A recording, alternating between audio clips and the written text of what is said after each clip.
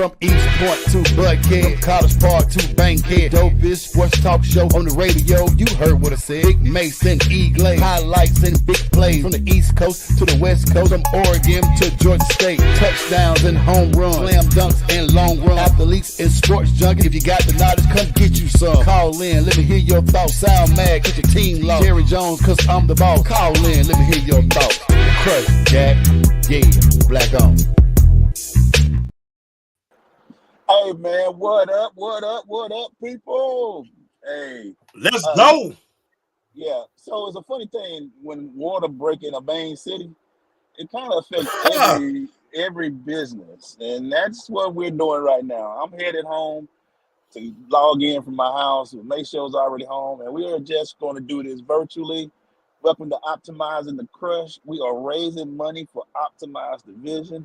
You can see right here, this is how you can donate. You can do the text Optimize to 5355 to donate. You can also go to our Venmo and Cash App at Optimize the Vision. So we're going to do what we do, man. We're here for 4-5 hours. We're going to be here for as long as we need to, man. We got control of it now. So what's up, Maceo? Dude, what's happening, my brother? Happy to be doing this. My favorite nonprofit organization. Of course, you're the CEO. Well, of course, it's going to be my favorite, but it's what you do for these kids, man, and it's giving them opportunities outside of the world of sports. It's crazy. We always talk about, people want to go to the league. I want to go to the league in this. I want to go to the league in that. And you can still go to the league. You might not be on the field. So just talk about that part of it, Glazer. Give everybody a true understanding of what Optimize the Vision is and what's the mission and what do we do. So basically, me and Mace have been doing this for 10 years. We did 10 years this year. And 5 years ago, sitting at the Tiger Woods at the Tour Championship, and I just sat there and I saw a lot of kids out there that were celebrating with him, but it wasn't a lot of kids from the neighborhood. So I knew from all the work that we've done with these things and all the stuff we see, I was like, okay, what if we can bring some of these kids and bring them to different events? I know me, I was 45 at the time, dog, and I just had a big smile on my face. And I said, what if I was 14, 15, dog, and I saw this, or 12, saw this. So we went ahead, man, and we did, the hard work that we've done over the years, I used some of that and started working it, man, and luckily, man, I've been able to work with like 14, 15 kids, and it's, it started from the work that we started, and I've been blessed to be able to do this, and thanks, man. You're always a part of it, so we just had to make it rock and roll, man, and we're very blessed. So our goal is to take students from the metro Atlanta area to different events, where it was sporting at the beginning, but now it's businesses, and now it's entertainment, with the pure purpose of showing them stuff that they normally wouldn't be able to see. We're going to be able to show them that. And then from there, our goal is that they can see the possibilities that are out there. Like you said, you might just go to a game, and you might see the basketball game, but we go behind the scenes to show them some of the people that make the thing run. Right. And so now these kids can say, oh, I can still be a part of the team without actually being on the court. Right. And we do that, and we try to introduce them as much as we can, man. And it's been a very successful 5-year run. We're still going in. It's our 5th year.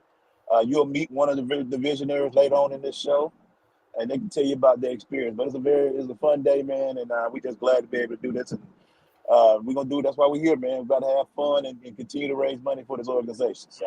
And it's crazy because the smiles on their face, just when they see the possibilities. Because everybody can't dribble, everybody can't run, everybody can't jump, but you can still work in these industries. I think about when we went out to NASCAR, and all of the behind the scene things that go. Just with the car, the driver, he get all the credit, but it's a technical component, computers.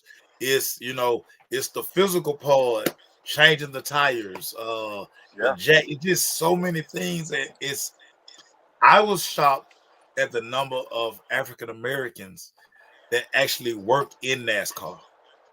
And every crew has, whether it's the technical side, the physical part of it, but it's such a big operation. Like I say, you just see the car doing 500 laps, but it's a lot goes into getting that car ready on a weekly basis, and a lot of the visionaries they got to see that, and it was like, man, that's crazy. That's a big thing. People don't know about that stuff because all you see is the race car drivers, but pit crews and people that work at the events. There's a lot of people that if you go to Atlanta Motor Speedway, make sure there's about 500 people that's there trying to make the event run. Not even the race car drivers. So you get to Yeah, see all that, and that's one of our purposes is just to say, I know you see this on TV, but what if you could be a part of making it work, and if you right, wanted to? And right. so that's been our goal, man. And we've seen over 55 events in 5 years, man. So Yeah. it's fantastic, bro. It's fantastic. I'm blessed, and these kids love it, and I'm just happy that we're able to do what we do, man. So it's And been it's awesome. funny as well because we actually have visionaries who started in the program who are graduating high school who are on their way to college. Yeah. For instance, we had a graduate this year. She's getting ready, and we got 7 next year. They started in the program in the 6th grade, some in the Right, 7th. So right. they've been with us for 5 years, and they've been building off of that. And we kind of energy and to do some things. So it's very great, man. Very awesome, man. Hey, man, just to let y'all know, man, you can always text Optimize. You see the number up there to raise Right. money. Repost, reshare, do everything, man. Let people know what we're doing out here in these streets, man. And we're gonna be on here. Me and make sure we ain't going nowhere. We'll be here at Yeah. least 4 or Yeah. 5 hours. We got we We got got we got 4 hours of crazy content for y'all. What's crazy is I'm gonna put a couple of challenges out, and I'm like, all y'all sitting around on a Saturday, y'all gonna go to the movies at some point today. You're going to the store. To leave the house costs $80, $90 off top. I'm just gonna challenge all my partners. $10. We're gonna start at $10. yep. All my partners, y'all text in, y'all see it. We're gonna put the Venmo up, we're gonna put the Cash App up, we're gonna put Yep. any way that you can donate. But I'm just saying $10. Yeah. Like y'all gonna go to the store and just blow $10 on potato chips and Yeah. snacks. So don't snack today. Let's have a good time, man. And trust me, you can go to our website, Optimize The Vizion with a Z.org, and you can see all the great work we're doing. You can see it is all listed there. We are 501c3, so all your money is tax deductible, man. So that's Tax what's up too. deductible. I mean, y'all go turn up and y'all go popping bottles. Yeah, yeah, Donate to a great cause. Help these kids. Like that is one of the things I don't think we do enough of. And you and I do so much stuff that's behind the scenes, and I always say I'm gonna start tagging and bragging more, but I ain't gonna do that. But the thing of it is, this is where your blessings come in. Like being you have to be a blessing to be blessed. You know what I'm yeah, saying? And yeah. the more you give, the more you receive. You always get it back in abundance. Absolutely, You know, absolutely. I tell people all the time, y'all. Some of y'all wonder why y'all don't have any good luck or some of this stuff. That it's because y'all don't give. You Giving know, works, man. Trust us, man. It's one big thing that I'm glad we can do. But I used to be selfish like that. What's up, Marlon? And it just being able to do these type of things, man. And trust us, man. Y'all are working with, y'all are helping mold futures, man. We are a program that goes through high school, so they get to see and just to know that you. And I'm going to show this video. They're going to be watching, so they get to see the love that y'all going to be showing for them as well. So, but and that's what we're going to focus on. You'll hear me and make sure to talk about it throughout each hour. So we'll reset every hour to talk about this, what we're doing. But we gonna also give y'all these points though, man. Right, man? yeah. Yeah, we gotta give it a Because space. Anything else? I'm gonna give you this topic right now. The first thing I want to talk about with you, I want to get your thoughts. The NCAA, they finally said, you know what? We done fought the good fight. Ain't no need for us to fight it no more. $2.7 billion has been allocated from guys who played 2016 moving forward. From 2016 is the start date till today. They're gonna disperse that money basically all but ending amateurism. Your thoughts, Emmanuel Glaze? Man, I'm really don't know how I feel about that. I mean, we knew it was coming. I'm gonna play that guy right now, man. So it's mighty funny. All this stuff come out with NCAA 2025 coming out right now. You know, it look mighty funny that they trying to make sure they get those names and they can make billions of dollars off of it. But the SEC and they led this way, man, to get rid of this stuff. They ready to get rid of NCAA. You've always said that they still working off a 1953 book. A 1953 book. So now they're like, we're making billions. We've been taking these from these kids for so long. Coaches have been making millions for years. So they cut. So now they show it's basically professional now. It's purely professional. Kids from 2016 gonna get paid on up. But you got to be in Division 1. So I'm on Division 2 people. Sorry about that. Yeah. So it's going to be very interesting, man. I'm just going to see. I want to see through this. You know me. I like to look at the outside picture. Who's going to handle this better or transition? Which college programs are going to transition better? You know what I'm saying? So Yeah. That's my thought, man. But I want to hear from you. I mean, you've been on the college thing for a while. You talk about it more. You've been studying more. You got the connects with coaches. What are your thoughts about all this? I love it. It's one of these things that you knew was going to eventually happen. I mean, they just couldn't control it. The Right. money, the TV money was becoming so outrageous. The upgrades to these facilities was becoming so outrageous that the coaches' salaries have just become outrageous. And it's like, why are these guys making all this money? They're making all this money because of the talent on the field. Yeah. If you can't recruit a top 5 class, if you're not on TV every Saturday, if you're not playing primetime games, you're not going to be making no money. Nope. And the power schools, the Alabamas, the Georgias, the Ohio States, the Auburns, who have this money. And so the biggest thing to Glaze is the fact that now it don't have to be done under the rug no more. Now it can be all out in the open. We've all talked about, man, he got the bag. He getting the bag. He got the bag. How you think you get the players? For years, the schools who spend the most money get the best players. It's no secret. No secret at all, man. Not at all. Let me ask you this, though, dog. From this standpoint, how do they allocate? Are they giving it to each school the same amount, or is it whatever schools are different or bigger? How are they bringing this $2.7 billion out, man? Do you know? Yeah. So what they're gonna do? It's like everybody can get their slice of the pie, right? And then the schools are gonna disperse the funds where it's gonna all. So they're trying to figure out now: is it gonna be a flat fee? Will it be a scale versus? I mean, because what's gonna end up being, hey, freshman, sophomore it's gonna be tiered. Yeah.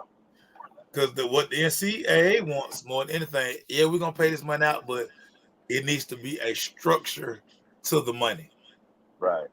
Okay. Definitely need to be a structure to the money. So what NIL is kind of set up where, hey, quarterback get this, top wide receiver get this, a guy who can market himself is going to get this.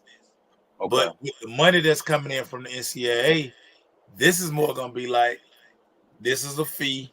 This is what everybody gets, regardless of position, regardless of first string, second string, third string. This is what this is going to be. So, again, interesting times we're about to be in for the NCAA, dog. Interesting. You know what? And I'm just, it's such a big change in what's going to be. So I got more questions because I need to study. I haven't been able to study it as much, and I'm sure you have.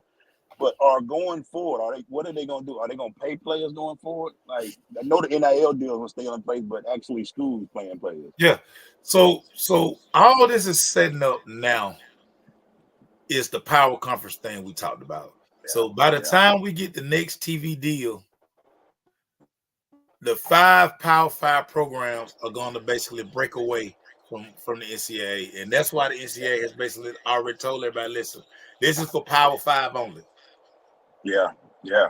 FCS schools don't have a TV deal. Division two don't Right. have a TV deal. This is for Power Five programs. You know, you got an SEC network, you got a Big Ten network, you got a I Right. don't know what the I don't know what that is anymore, but you're basically gonna have a structure that's gonna look just like the NFL. Right. What's gonna end up happening? You're gonna have basically like a how they got the NFC, AFC, and it's gonna be broke up into divisions. So that's what Power Five football is getting ready to become. 'Cause I'm looking at it like this, man. It's funny now. Ain't it just Power Four now? Not Power Right, Five. We got rid of Power. So Pac-12 is, and I still don't know how they decided which teams. I guess each conference went out and got schools because it was gonna be weird. I think one conference got one team in the West Coast, two teams in the West right, Coast. And they got to fly out. right. But Yeah, it has to be Power Four. The TV deals matter. And Sankey them been wanting to get away from NCAA for years, dog. They were like, y'all slowing me down, man. Y'all ain't really putting us out there to be good. We having to wait for y'all. We having to pay money to people. Nah, we want our own. And they got it.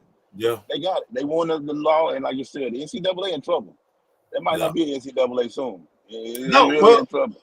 the NCAA know that, and that's why they basically all but said, listen, we're gonna govern FCS Division Two. We anything that's non-revenue, that's what they're gonna govern because that's what they have control over. Yeah. Think about these TV deals that we've been seeing for the last few years. I want everybody to do this. Ohio State just upgraded their locker room again. Again. You can go to any Power Five school and just go look at the facilities. And like I said, you don't have to go physically visit. You just go on their websites. You can go to their Yeah. Instagram. You go to their Twitters. The Yeah. money that is being brought in, like so, I think last year the SEC basically generated. Let's say they generated $700 million. Right. All 12 schools get an even split. So Vanderbilt get the same money as Georgia. Right. You know, so and this is gonna be the trick once we break away from the NCAA. It's gonna be a lot of schools that people are gonna look at like, dude, y'all sell 20,000 seats. Y'all a Division One school, and Yeah. y'all don't put 100,000 in a stadium. Y'all need to move Yeah. down because Yeah. I'm not splitting my revenue evenly with you no more. Yeah. And see, Yeah. that's the thing. Now you're gonna find out what programs got real money. Yeah. Now you about to see. Whose alumni can spend the most money? Who got that big money coming in? Because that's gonna be a difference. I don't want to split with you. You ain't bringing in no money, bro. Ed bring up a good question. What up, Ed? Is the 2.7 being allocated to all sports or just football? It's the revenue generating sports. Oh wow. That So that that it, basketball, football, it'll be football. it'll be football and basketball. Oh wow. Yeah. But basketball won't get as big a share as football because listen, it's no secret.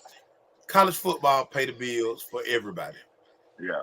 You know, your non-revenue sport, your spring sports, they're able to survive because of what football brings in. Think about this, Glaze, and a lot of people don't remember this. COVID, that first year of COVID, when they canceled March Madness. Yeah. Remember how sick administrators were, chancellors were, ADs were, because that's a check that they're used to getting. They Yeah. used to bringing in that 200, 300 million that the Final Four generates on that Final Four weekend. Right. That put a damper and think about a lot of schools after that during COVID who had to basically we can't have spring sports. We're not participating in spring sports. They didn't have the money. Right. Right. So football is never gonna suffer on anybody's Power Five campus because that's the money maker. Yeah. I just think it's funny though. You think about some of the powerhouse basketball schools, the Kansas, the Dukes, and all those. I imagine they'll be glad to get that too, but they won't. This football is big. It's the most gross paying out of all of them. the networks are buying. If you look at all the networks, they building it for the football programs first. They of course they play sports all year round, but that big money is that first weekend in August, first in September. That's what they're gearing up for that fall run because they know that's where the money is coming from. So yeah, that's the leverage like an SEC can have. That's where they came in and jumped in. You know what I'm saying? It was like, yeah, this is where we come in. This is where they were the leader of this. It's Greg Sankey and his crew. Right. Like, hey, we look at what we bring in and look at what Right. we're doing. Look at our school, Georgia, Alabama. They bring in millions of dollars, billions of dollars a year. We Right. need a better saying. Then you got the Big Ten. So Ed said he wanted to have 2016 was the determining year. So what they did, they looked at when did the TV deals and when did the money, when did all of this stuff change? Right. When did the different conference networks, when did the money switch from, okay, this is just generally how we do it, to in 2016, everybody started these different pay structures. Right. So that's why they picked that year there. But I tell people this all the time. What everybody needs to do, every college athlete needs to write Ed O'Bannon a letter and thank That's Ed the man. O'Bannon, because it was Ed O'Bannon who way back in 96 told y'all this is wrong. Yeah. This is wrong. Chris Webber, I mean, everybody talked about it, how I'm on campus. I see everybody wearing my jersey. Right. I'm not getting a cut. Like the NCAA making money, the school making money. Yeah. I don't have a dime, and now I'm getting in trouble. AJ Green is getting in trouble because somebody wants to buy his autographed jersey, or they want to buy his cleats or whatever, or they want him to show up to sign autographs, and somebody give him $8,000. Yeah. Yeah. And they would be held to a higher standard than coaches. They would be kicked out of they would miss games or be suspended. Coaches didn't get suspended. They would get a reprimand, or they might get one game, or But for the most part, it was, well, if the coach got caught, they did get suspended and stuff like that. But at the most time, the players would suffer. Chris Webber always said that back in his glory days, he couldn't even buy a Big Mac, but he would look across Foot Locker, they had his jerseys sitting up in there. Yeah. So they had to get the. Well, Chris Webber kind of telling the field, because we already know he took money. We knew he was getting money under the table, but we knew. But as he said, now if we're on a college tour, yeah, and we going to play basketball across seas, and I see 200 people with a number 4 Michigan jersey that's probably selling for $100 a piece. Yeah, I ain't got no cut. Yeah. And the all school Michigan funds, right? And the school will say, "Well, that ain't your jersey." Who else was number 4? Will you put your name on the back of it? Okay. Who else was number 4? I used to always laugh at that. They would show people, they have like I think I saw a Johnny Manziel one time. We know Johnny got money, but I saw a 2, but nobody had their name on the back. And I'm like, come on, y'all. Y'all know who jersey that is. That's the reason why the hottest selling jersey in college football is because of who playing. So Dude, who y'all think? When Johnny Manziel was suspended those couple of games, they never took his jersey down off the website. Matter of fact, he probably sold more jerseys while he was suspended. Chase A&M got money, the NCAA got money. Johnny Manziel didn't get nothing off the sale of his jersey. No. Now, of course, he got money other ways, but we know that directly is him. Nobody else wears number 2 at Texas A&M. Yeah. Now, what my cut? So let me ask you this, Mace. Does this take away the quote unquote bag that they used to throw back in the day, where they would bring a player to school? The undercover bags, or would bags still be used to bring players to school? It's gonna cut it down somewhat, but what? So I ain't gonna give out the kid's name. Yeah. But I know right now it's a highly recruited kid who's basically being told that he's going to be able to pick up all these different NIL, and that's how they're telling the kids, like, this kid is leaving, this kid has this deal, this kid leaving. You will get those deals. Yeah. Plus, whatever else out there. Right. So it kind of, sort of, but not really. Yeah. Yeah. And it's going to be interesting too, man, how this affects the high schools. It's got to trickle down. It's got to trickle down. This the problem with high school, Blaze. And I just had this conversation yesterday. Remember when NIL, when they were like, okay, high school kids cannot get NIL. Right. I kept trying to tell people, listen, only maybe 5 high school kids in the country are going to benefit from this. Like, everybody kind of in their mind saw that they were going to get rich. Right. And it's not the case now. You can get $2,000 here, do a camp, get $5,000 there.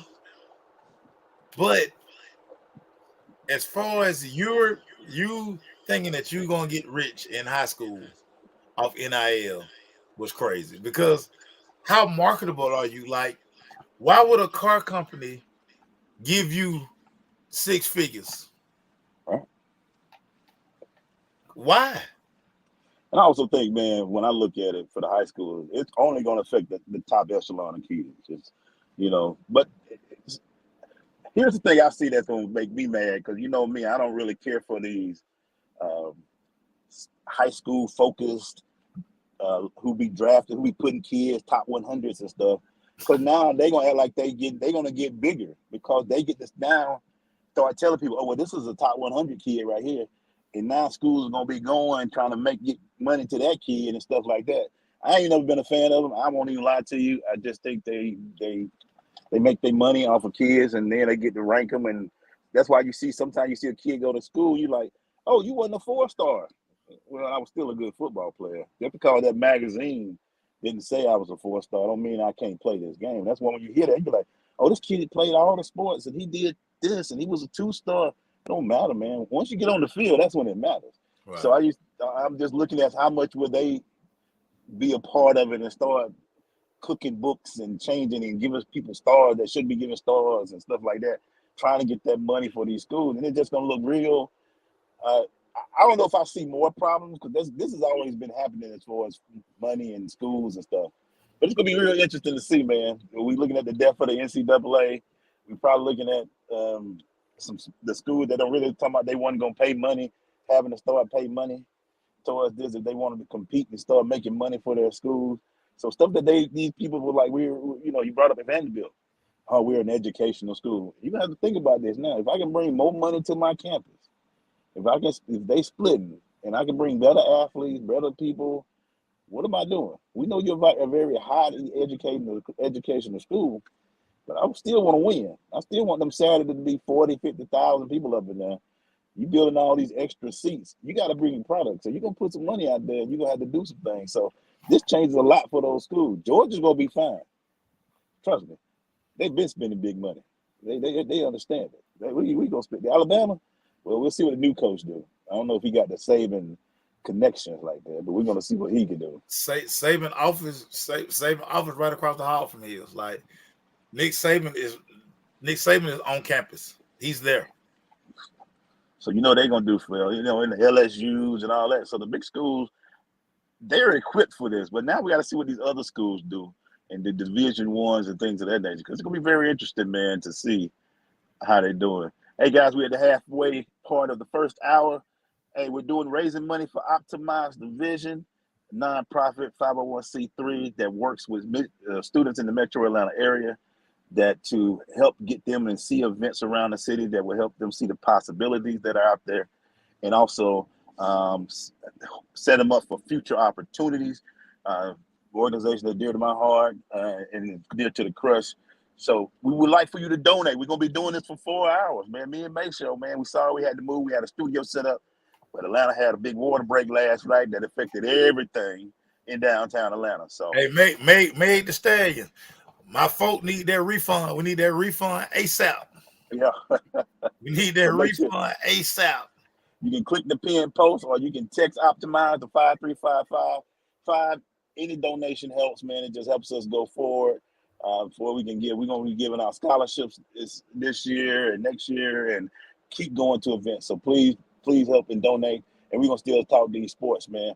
I want to go to another subject since you're talking about college football, man. And I really want to ask you this, and I brought it up a little bit earlier. The alignment of these new conferences. It's basically 4 conferences now.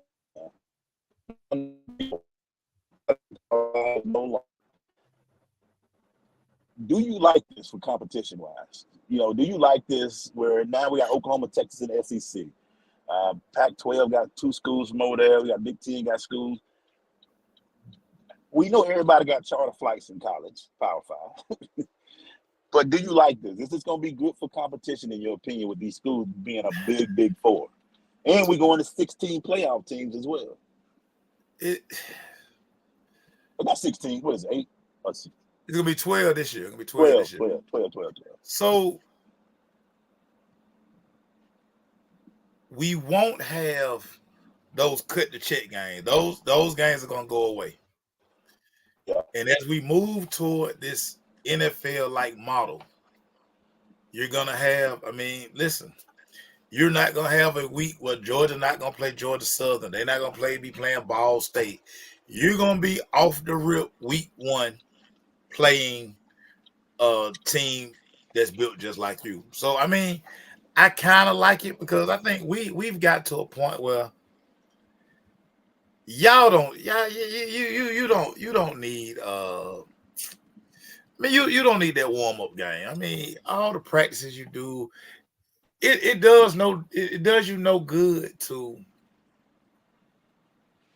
play smaller schools and write them that check. Again, we needed those schools to play the cut the check game, but now they've been telling me, dog, y'all gotta figure out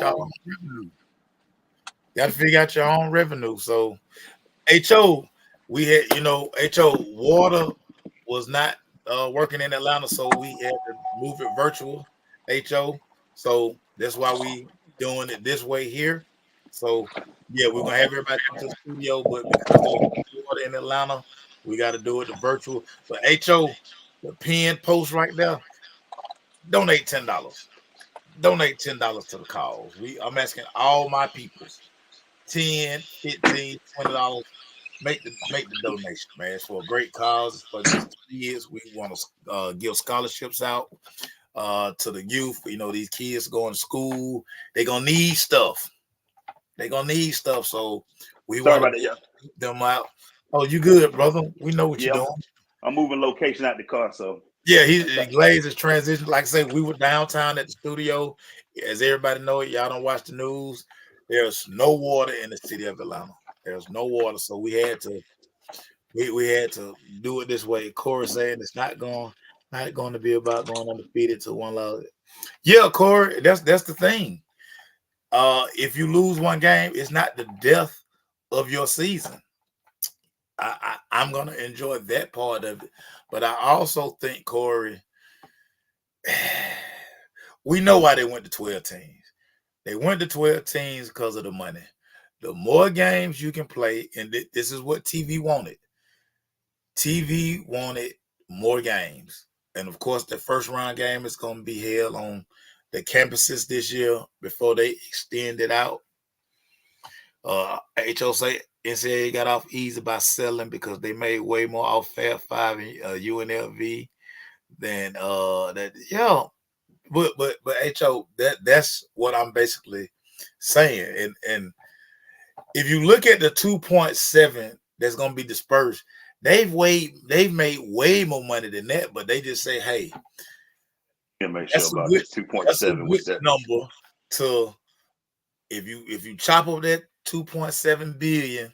Of course, we ain't gonna talk about the other 10, 12 billion we done stashed out because everybody do know the NCAA operates as a nonprofit. The NCAA is a nonprofit, so they get all the money. Yeah, HO, we and appreciate donations. you. Click that. You can see you got to see the text, or you can just. We got all the methods. We're gonna keep putting them in there, but it's a pinned post.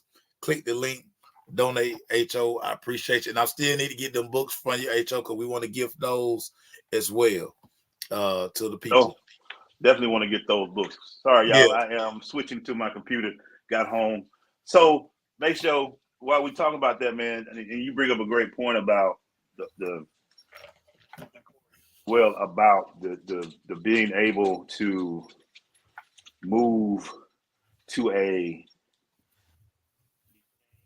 where one loss don't kill you. Yeah. I think it's going to be really cool that we're going to see that. It should be very interesting, but the money's going to be huge as well, man. It's about to be. Well, that's why they did it, because instead of having the 4 teams, let's get 12, because everybody is so football hungry. Y'all are starving for football. So they say, hey, boom, let's put 12 teams in. That's just more TV time. That's more commercials. That's more ads. It just makes sense. The more games you can play, and it's why the NFL, they gave you 17. That's why we're going to get 18 games in the NFL. You're going to get it. So it's all money. Glaze always talk about business. I'm not a businessman. I'm a businessman. That's how these presidents and chancellors, because this how they get paid. This how they keep the lights on. Like I was saying earlier, when you go to these campuses, just check their social media. You see all of these beautiful buildings. You see all the upgrades they do. How y'all think they're getting that money? You know what I'm going to be afraid of too, Maceo, though? I'm going to be honest with you.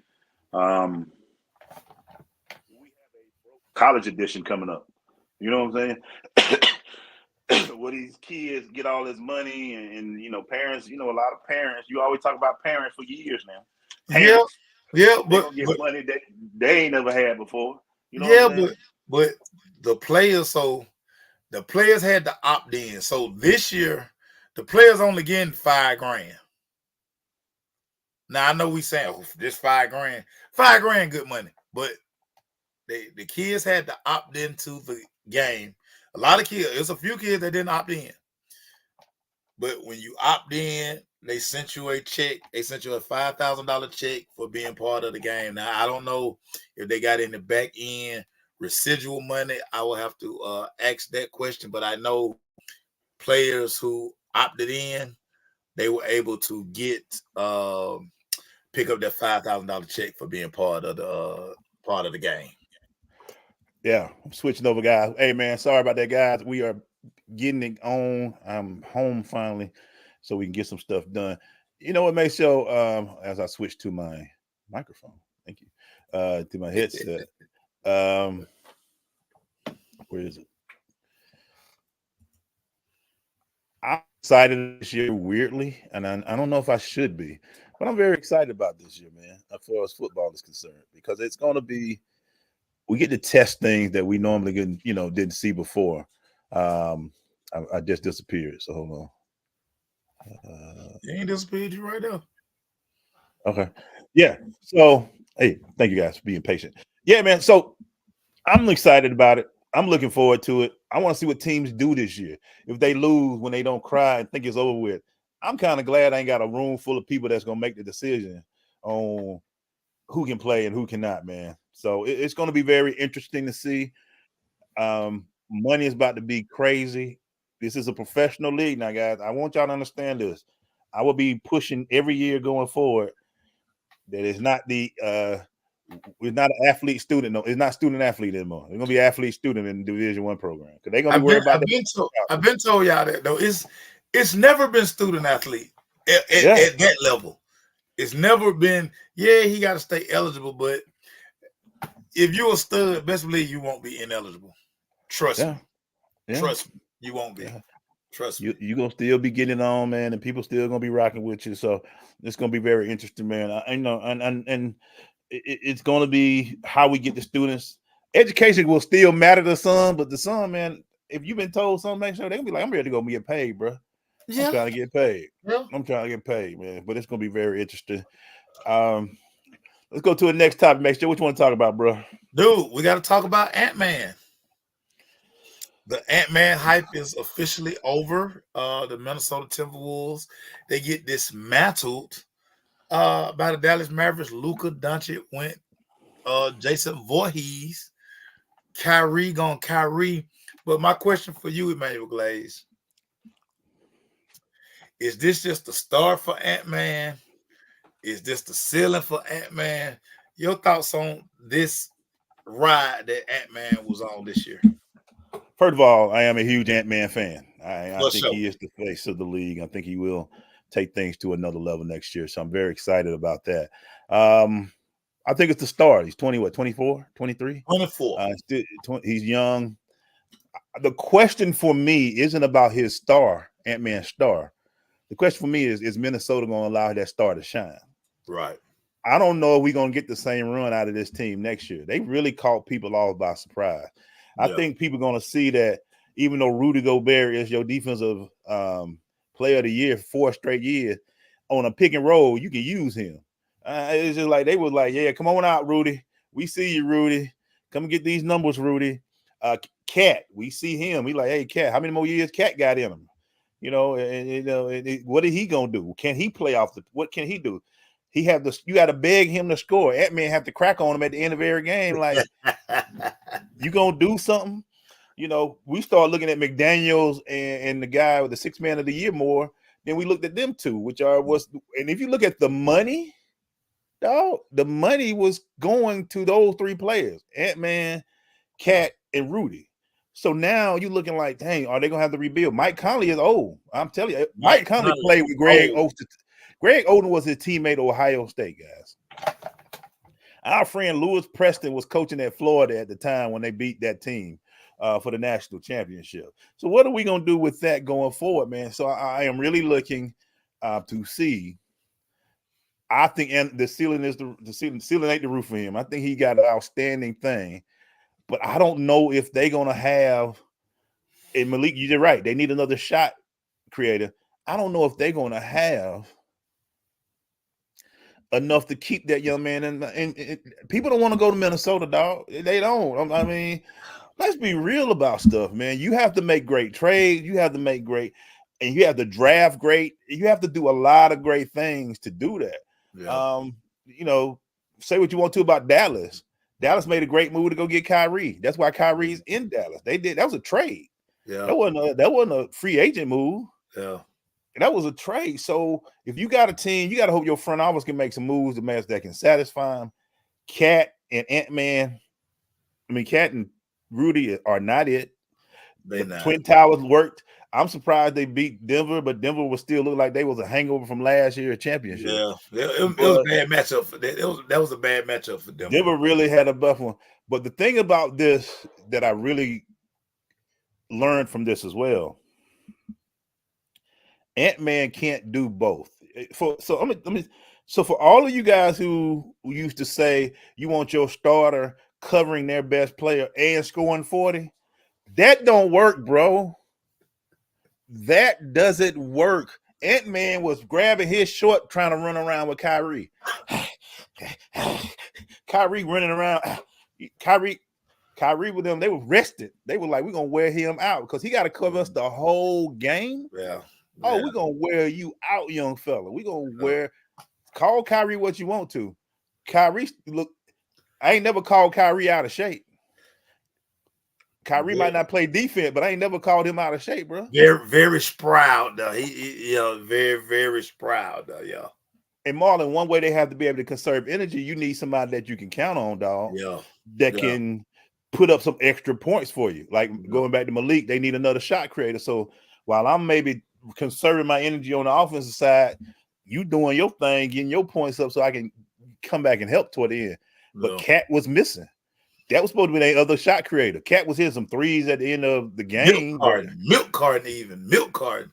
But this series, the game looked too big for him. And like Rudy, man, I still don't know how you 7 foot when missing shot that close and trying to lay up at the rim. How you 7 foot? Yeah. Make the rim shake, bro. Make it when you pull it, make it shake, bro. You know what I'm saying? But it's very interesting. It's very humbling to see this, but I think Cat will be fine. I'm not worried about Cat. I just think is Minnesota gonna be fine? That's gonna be my question. Well, the biggest part too, and you just talked about Dallas team building. We don't talk about team building enough. Yeah, getting all of those right pieces to makes a fit. difference. Yeah. When you look at that Dallas team, they got a guy for the dirty work. They got a guy for this. They got a guy who just bang the glass. They got that get down dirty defensive guy. They got all the different pieces, which allows Luka and Kyrie to kind of just be the guy. Yep. Y'all do y'all. Yep. You know, every now and then you play defense there, but for the most part, we gonna sit here and do all that other stuff and let y'all do what y'all do best, and that put the ball in the basket. I mean, no, Luka had 20 in the first quarter. He could have had 30 in the first quarter. Yeah. Yeah. But he's able to do that because unlike Ant-Man, he don't have to be assigned to go guard the best player. And we just watched this time and time again in basketball. It's steps and levels that you have to take before your team makes that leap. You know, we watched all these different guys do. I mean, think about Boston. We've watched that Boston team fail and learn, fail and learn, fail and learn. And now they're going to see if they've had enough lessons to be able to become world champions. Dallas, yes, Kyrie's been there before, but how many of those other guys on that team, with all the pressure of what the world, what the NBA Finals brings, everybody's watching now. It's no other game. 28 teams at home. It's just Dallas and Boston. So we're gonna see, does the experience of Kyrie help that Dallas squad, or have Tatum and Brown learned enough lessons to finally come together and give Boston another championship? You know what also, Maceo, we talk about greatness and needing that help. And I always go back to everybody's favorite player, not just LeBron, but Jordan. And I always go back to, you know who one of my favorite player was back in the day, Mace? Who? Ron Harper. Ron Harper had one job. I take the best guard. I need Jordan to be fresh to get me that 30 for 40 points. Yeah. Jordan can play defense. We know he can play defense. Yeah. Scotty can play defense. I need to get the best guard. So, hey, who the best guard? Hey, Ron, that's your dude. Ron barely brought the game. Did he ever bring the ball up the court? No. Sometimes, every now and then. Ron, he'll get to the goal every now and then. He'll shoot a three. You know, it's those guys are needed. You need a defense. That's why if you can play defense in the league, people still love you, dog. People that you can really make something. And when Ant-Man, as noble as it was, I got him. Okay. Yeah. Kyrie, look, y'all can say what you want to about Kyrie. That ball will be on a string for a real. He can hit three. He can do it all. He putting up 30 almost like it was effortless. Ant-Man, you don't really want this problems, dog. It was something for him. I mean, he's learning. He got, you know, I remember one time Jason Williams, he was talking to not Steph Curry, the point guard that used to go to Georgia Tech. What's his name? Stephon Marbury. Okay. And Stephon and him was sitting on the court, and Stephon looked at him like this. You better slow down. You better let the game come to you. Yeah. You trying to run 100 miles per hour. These 4 quarters, these 82 games, these this and that, gonna wear you down, bro. And he learned that the hard way. He's like, oh, okay, I gotta slow this down a little bit. Yeah, you really have to slow this down a little bit, because at the end of the day, you got to have energy in that fourth to finish. Yep. Finishing is a big thing, and the Ant-Man wasn't having to finish, man. So we're gonna see Ant growth. I think he will grow from this. Yeah, I see he lost. Luka has grown from his stuff, because last year Luka was the guy. But you know what? Luka was trying to show up the point, even though he had another dog with him that played for New York now, but he was playing. He was talking about trying to play 4 quarters hard, and then and he would roll out. You know, Luka big spot. Got bigger spots. Big spots. Hey, do you see? I'm going to go back up a little bit, guys. Questions that was coming. Is Nas Reed a starter? I don't know. I think he was 6th man of the year, and that might be a great but he understands his role. Yeah. He understands his role, dog. The starter is pretty tough, but we're gonna see. He might can play. He might get started money because you know they got like to throw money around. But starter, I don't see.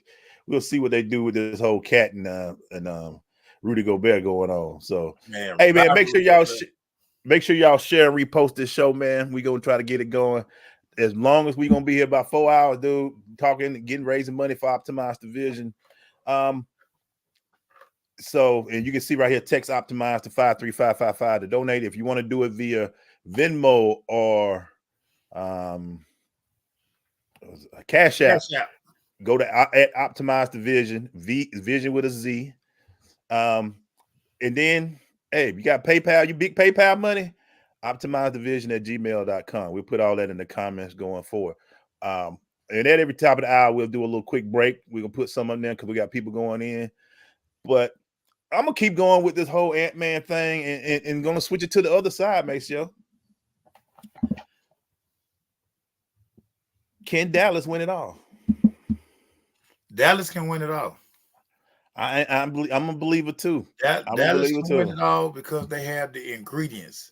They got 2 killers. They got one killer who is a fool with the ball in his hand up and down the floor.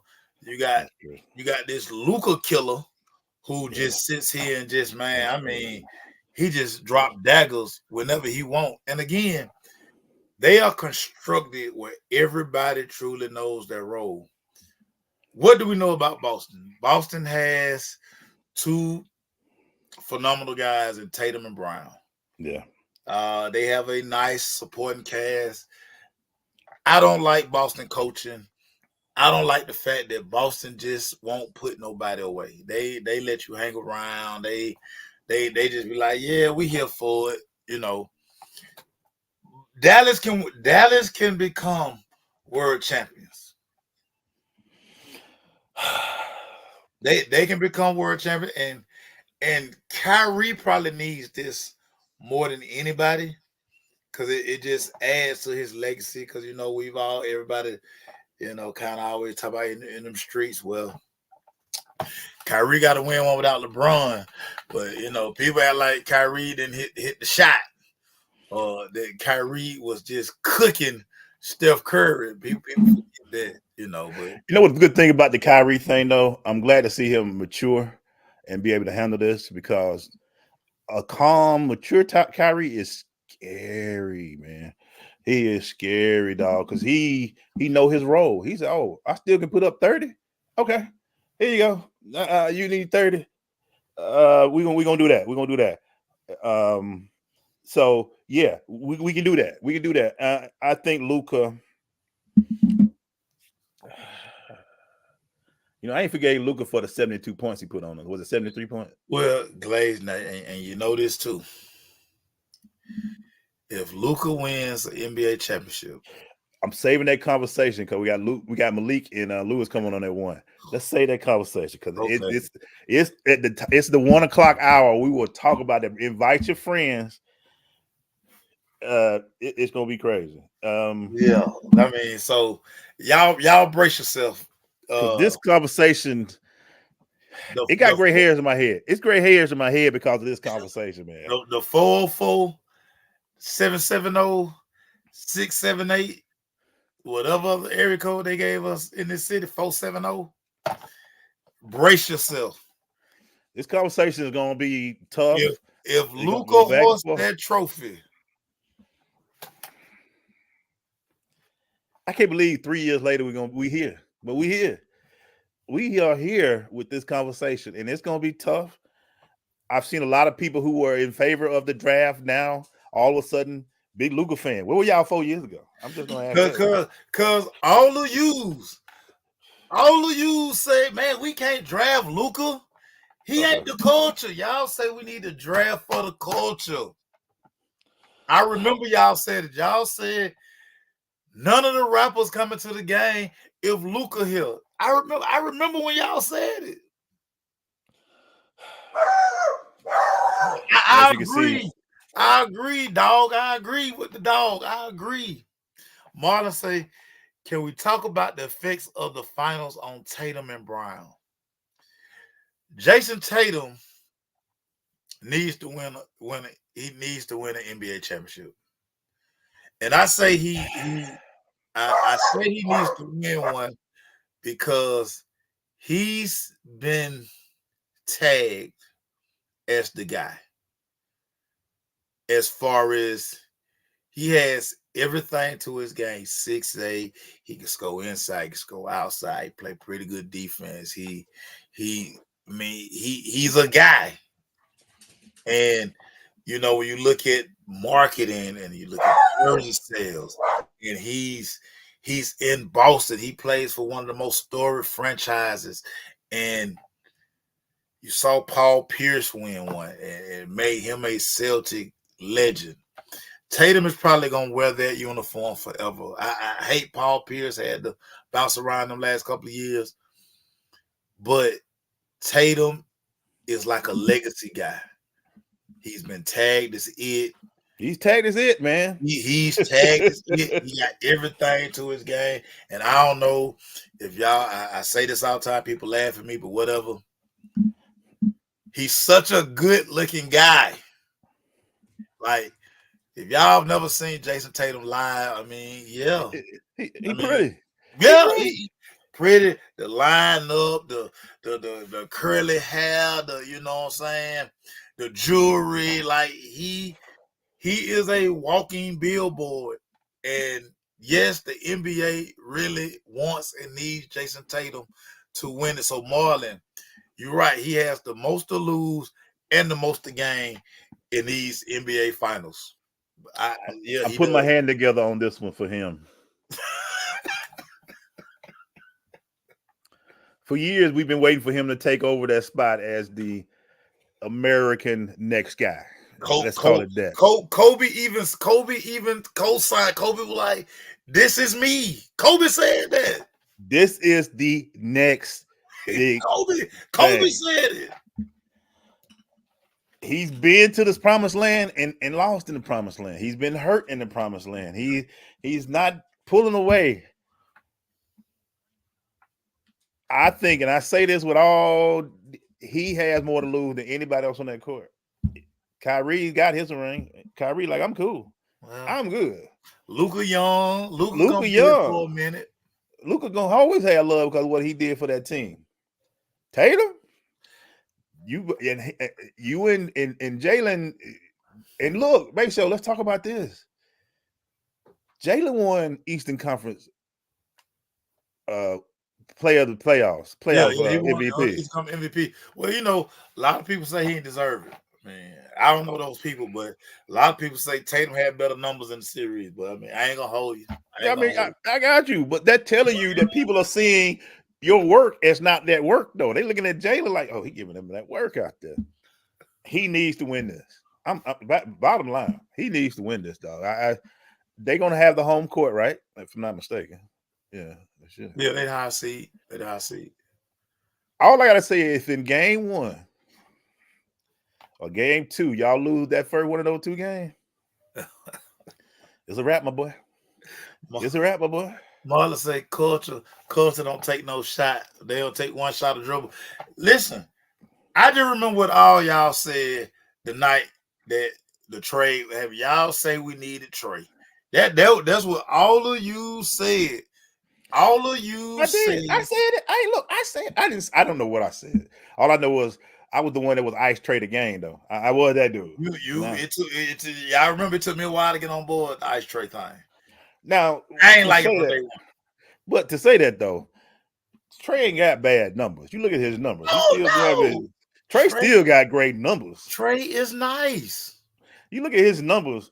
his assists. He led the league in assists. He's got 20-some points a game. He averaged like 25, 26. Yeah, man. It ain't like Trey scoring 10 and not doing something, but the chemistry of the team sucks.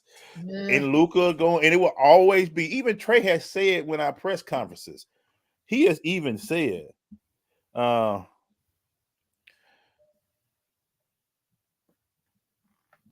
always be compared to Luka. I know this. They married. No, they married.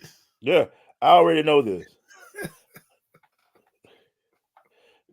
Yeah, man. I know what they're gonna say of Dallas Lewis. I already know what they're gonna say, man.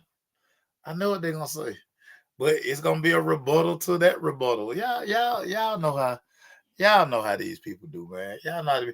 I gotta ask you this real quick, Lay, because I got tagged in this about 3 or 4 times. We know what Jaylen Brown is from. Yeah. And everybody was like, everybody's so Ant-Man. Why the city ain't claiming Jaylen Brown? I don't see none of y'all claiming Jaylen Brown. Help the people out, Emmanuel Clay, because I thought people were claiming Jaylen Brown. I did too, but then they start all these rumors about he didn't do this in school. His grades ain't that good. What the heck going on? What did Jaylen do to y'all? He went to Cal. Y'all know how hard it is to get in Cal? He bad in school. The teachers didn't like him. They told him he was gonna suck. I'm like, what did Jaylen do to y'all? What did he do to y'all? Hey, real quick, man, we're gonna set the show real quick. Thank you guys for joining us. Please share. We are raising money for Optimize The Vizion. Check us out. You can text Optimize to 53-555 to donate. Please reshare. We're going to be doing this for the next 4 hours. We got guests coming on. We're going to talk so much about this, but please do it. And somewhere I would talk about, what Optimize is and what are we doing. But let's bring on one of our old school, man, one of our young people, man, so we can really get into this conversation about basketball. You know what I'm saying? This guy used to be just somebody who would help us out, but now he big time. He all in different arenas. He was at Rolling Loud. He taking videos on some of them videos. I was like, okay, Malik, all right, we got to bring him in. He got ghosts to say that 50 robbed him. Yeah, he talking that trash, man. But let's go ahead and bring him on, man. Hey, please welcome my guy Malik Brown, man. Hey, what up, Malik? What up, Malik? On game. We got one more joining us in a minute. Old Luke gonna join us, but we got to bring the gang back. But Malik, do you feel bad about Ice trade the game now, man? What's going on, man? Talk to us about it, Malik. Man, it's so wait a minute. Let me set it up. Let me set it up. Okay. All right. Okay. Luka is going to the finals. Yes. And the post I've seen on my Facebook, Twitter, Instagram, and I see it more than anything. I'm so damn tired of seeing Luka with a hat that had Atlanta Hawks on it. Hey, I posted that. I know you did. You see how he switched on the base show? You see how quick he done switched on the base show? He being funny. He being funny, Malik. He done started switching on us. So make sure. Did the Hawks screw up with this trading to Dallas? Trading for Luka to Dallas for Trey. I ain't gonna say. Look, I'm gonna stand on. I'm what my man. Big Hold on. This the beauty. This the beauty of life. Yeah, we have receipts. Yeah. While y'all was doing that dance, what was I over in the corner doing? You was chilling. Right. I'm looking at y'all like. Y'all done lost y'all damn mind. No, we didn't. Because you know what, make sure when we beat New York, the city was behind us. You know how we were front run the city? We was lit. Front run the city, man. I'm talking about lit. day one. I'm talking about day one when all of you got talking, man, the culture needs trade. Ain't nobody gonna buy no Luka jersey. You know what I know? People love winning. That's true. People love winning. You want people to love you, win. Y'all kill me with that. And Marlon already about if they win. Oh, it's gonna be sad. Malik, talk to us about what's gonna go on in this city. You know how we love to combust in this city? We're gonna blow up with it. Talk to us, Malik. Look, people already on social media mad. They like, man, I would hate to see the Mavs win. Like, but it's crazy because Hawks fans don't want the Celtics to win either because of the whole rivalry, like back in the day. So it's like it's a lose-lose situation. It's like you either gonna let Luka win, and it's man, we should have kept Luka, or it's they gonna let the Celtics win. It's oh my god, nobody wants the Celtics to win. Nobody wants the Celtics to win. Is Al Horford still on that team? He is. He is. He is still on the team. Al like he's 60. making a big difference. He's making a big difference. That's a lose-lose. Al gonna get a ring without us. Come on, man. What is going on in these streets? But look, the one thing I've tried to stay consistent, but when I posted the picture, it was a joke. But in all reality, if the Hawks would have kept Luka, they wouldn't have been in the situation that the Mavs are in because I don't trust the Hawks front office. I don't think they would have put the pieces around Luka like the Mavs are doing now. But you know what's crazy about that, Malik? We didn't see Travis Schlenk leaving and that whole thing with the whole son becoming the GM and all that. We were thinking that we were on the upswing after we lost to Milwaukee in the conference final. Yeah, we were like, they're gonna bring in good pieces. We lost all our pieces. We thought Jonte was gonna be the guy, right? They can't stand each other. Hey, I'm telling y'all, if you ever go to a Hawks, you see a press conference, it's one of the coldest things when they talk about each other. You're like, hey, what about Trey? What about Trey? Hey, bro. Hey, we just asking questions out here, bro. Why you getting mad, dog? Why you mad at us? Like we can't ask you a question about Trey. You know what I'm saying? They don't warm up at the same time. They are miles apart in warm up. Yeah, and you don't see no daps. You don't see no big time dap between them. They be like shake. They just give a regular pound. They just give a little handshake. They give a little handshake. You know, everybody they got 17 different things. Not them. Not them. If this happens though, make sure. How would this? You born and raised? You saw what these fans do, man. I told y'all. We've been through a lot in this city. Somebody brought up we saw Dominique get traded for Danny Manning, and then the next year Danny Manning don't even sign with the Hawks. We saw a 63 win team get swept by LeBron with no Kyrie. We had 5 All-Stars. We had 5 All-Stars. We got swept. We have 5 All-Stars. And now we about to see Luka or Al Horford get a ring, man. So talk base, yo. Go ahead. Again, this is what's great about receipt. That's why I keep them. Because the same people that's around here talking, so we should have kept Luka, are the same people who were happy when the trade happened and we got Trey. Because all they talked about was the culture. They talked about Greenbrier Mall. They talked about Underground. They talked about don't nobody want to wear on number 77 jersey. I remember all of it. I got all of it. It's about 5 of y'all. I'm waiting for y'all to be praising Luka. I'm gonna tear y'all ass up. So tread lightly. I'm telling you, I'm gonna tear your ass up. Man, shout out to Quavo, man. Shout out to Quavo. He got Trey's first ice. He got Trey's first. Shout out to Quavo, man. Why y'all bringing up all this, man? And he ain't been right ever since. He ain't been right ever since, Malik. He ain't been right.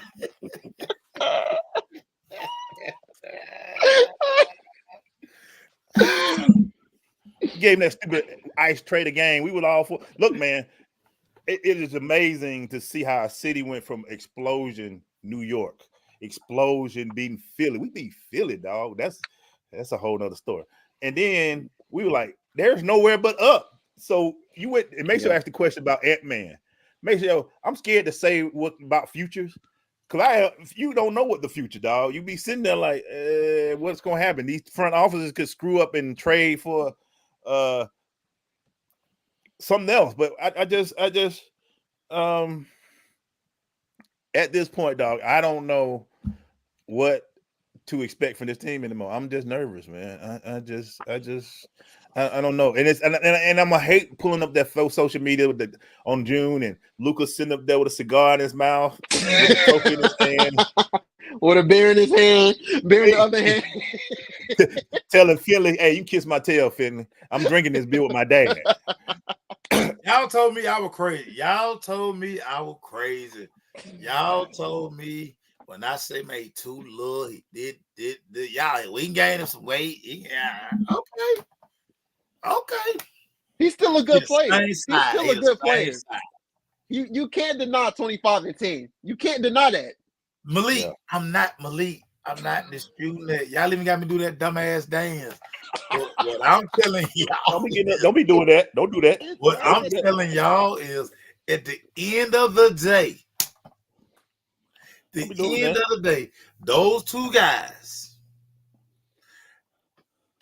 5, 10, 20 years from now, they're gonna put both of them side by side, and they're gonna say, who did it better? That's true. That's true. And but apparently, according to Rayford Young, Trey's dad, he look. Don't even get me started on Trey. No, don't get me started on here. Because somebody had brought up that argument, and he was like, "What y'all don't know is that Luka was never going to the Hawks in the first place." Yeah. I was like, "All right, so Rayford, what do you know that we don't know?" But he's not telling nobody. Because he don't know the hell he's talking about. I get you know that. I get a Facebook from Maceo every time. Get on Rayford. I'm like, what? Get on Rayford. Get Ray on Twitter. Y'all gonna get Ray on Twitter. What Rayford talking about today? What is he talking about today? What he doing today? Ray had a 2-day rant against the whole city of Atlanta. And he love his son though. He love his son. He go to bat for his son. Hey man, can I say this? Let me ask y'all this, man. And since we talking about Rayford's son Trey, did Trey get cocky? I believe the year after they made the conference finals, and he said that the regular season was boring. That's when I was like, all right, bro, you got to kind of come on now. Because I feel like after that, that's when everything kind of like went down. Yeah.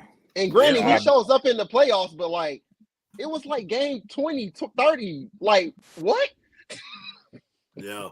That right there, Malik. And then when we got word that he don't want to travel with the team, he trying to find his own, like, just like, first of all, dog, you ain't won nothing, man. Like, you act like you MVP out here in these streets, man. Like, what are we doing? When he started getting the shoes, when he got the shoe deal and the commercials, and we was coming up, and which I ain't seen none of y'all. Well, I ain't seen none of y'all with no Trey Young shoes on. So when we start seeing all this, dog,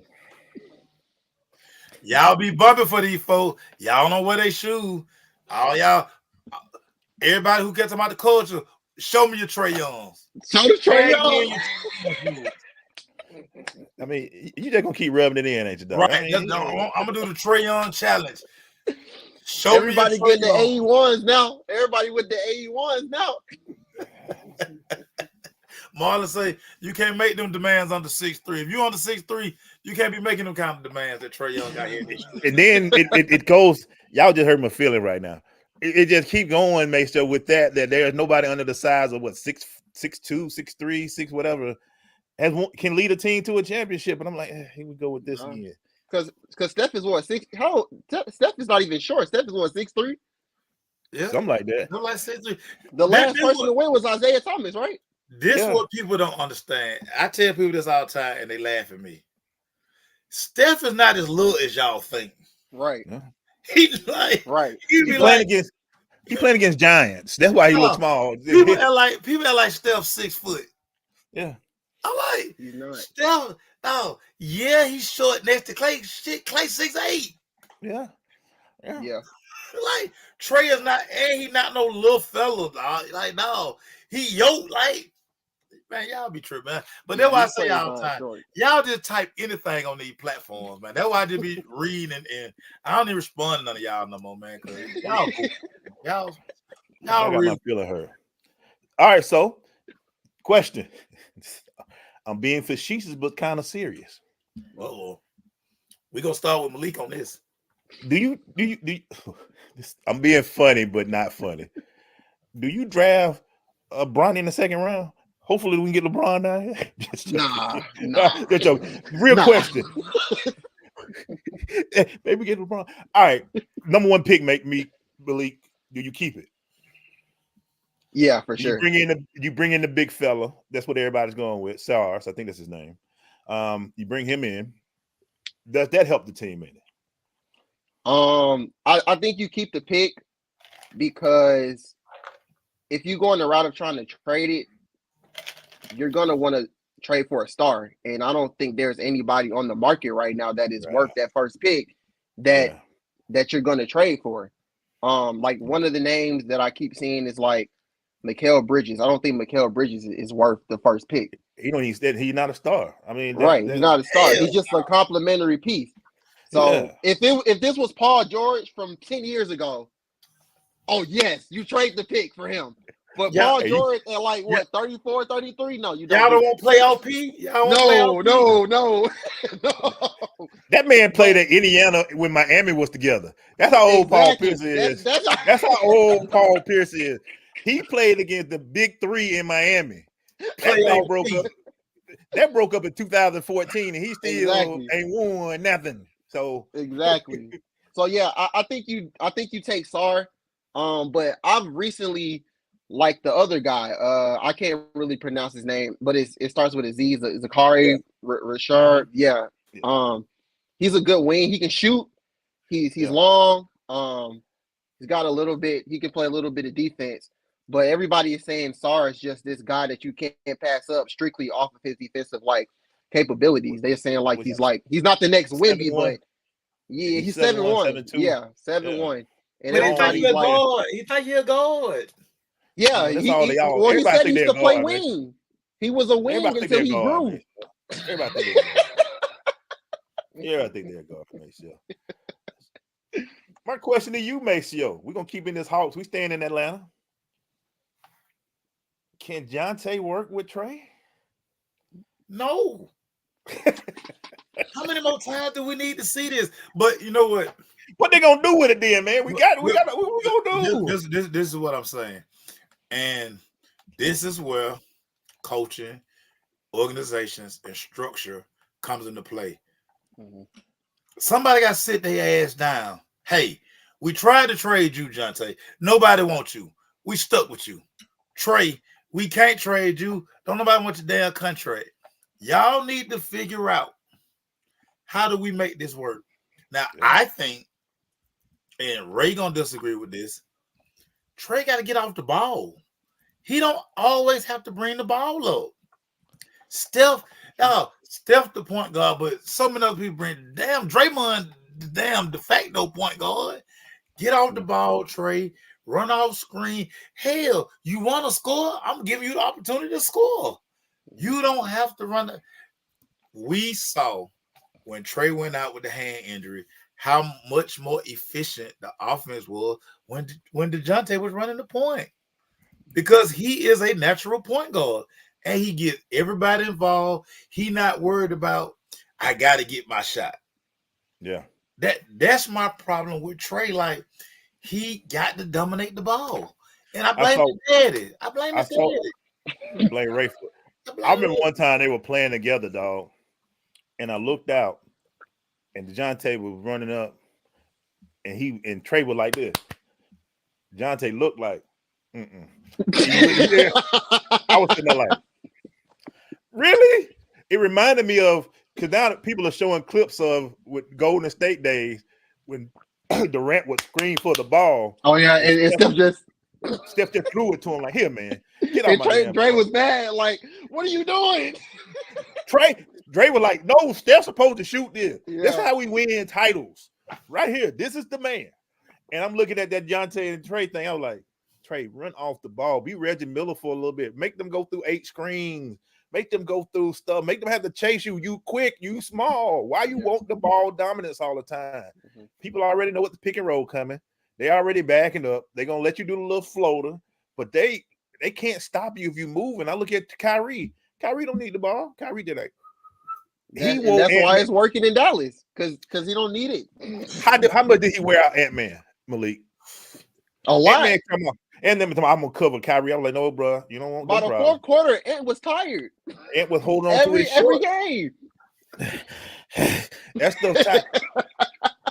But for us, all you gotta do is like, if they ain't getting the ball, they ain't gonna do nothing. So we good, guys. You don't even worry about it. They ain't got the ball, they ain't finna do nothing, man.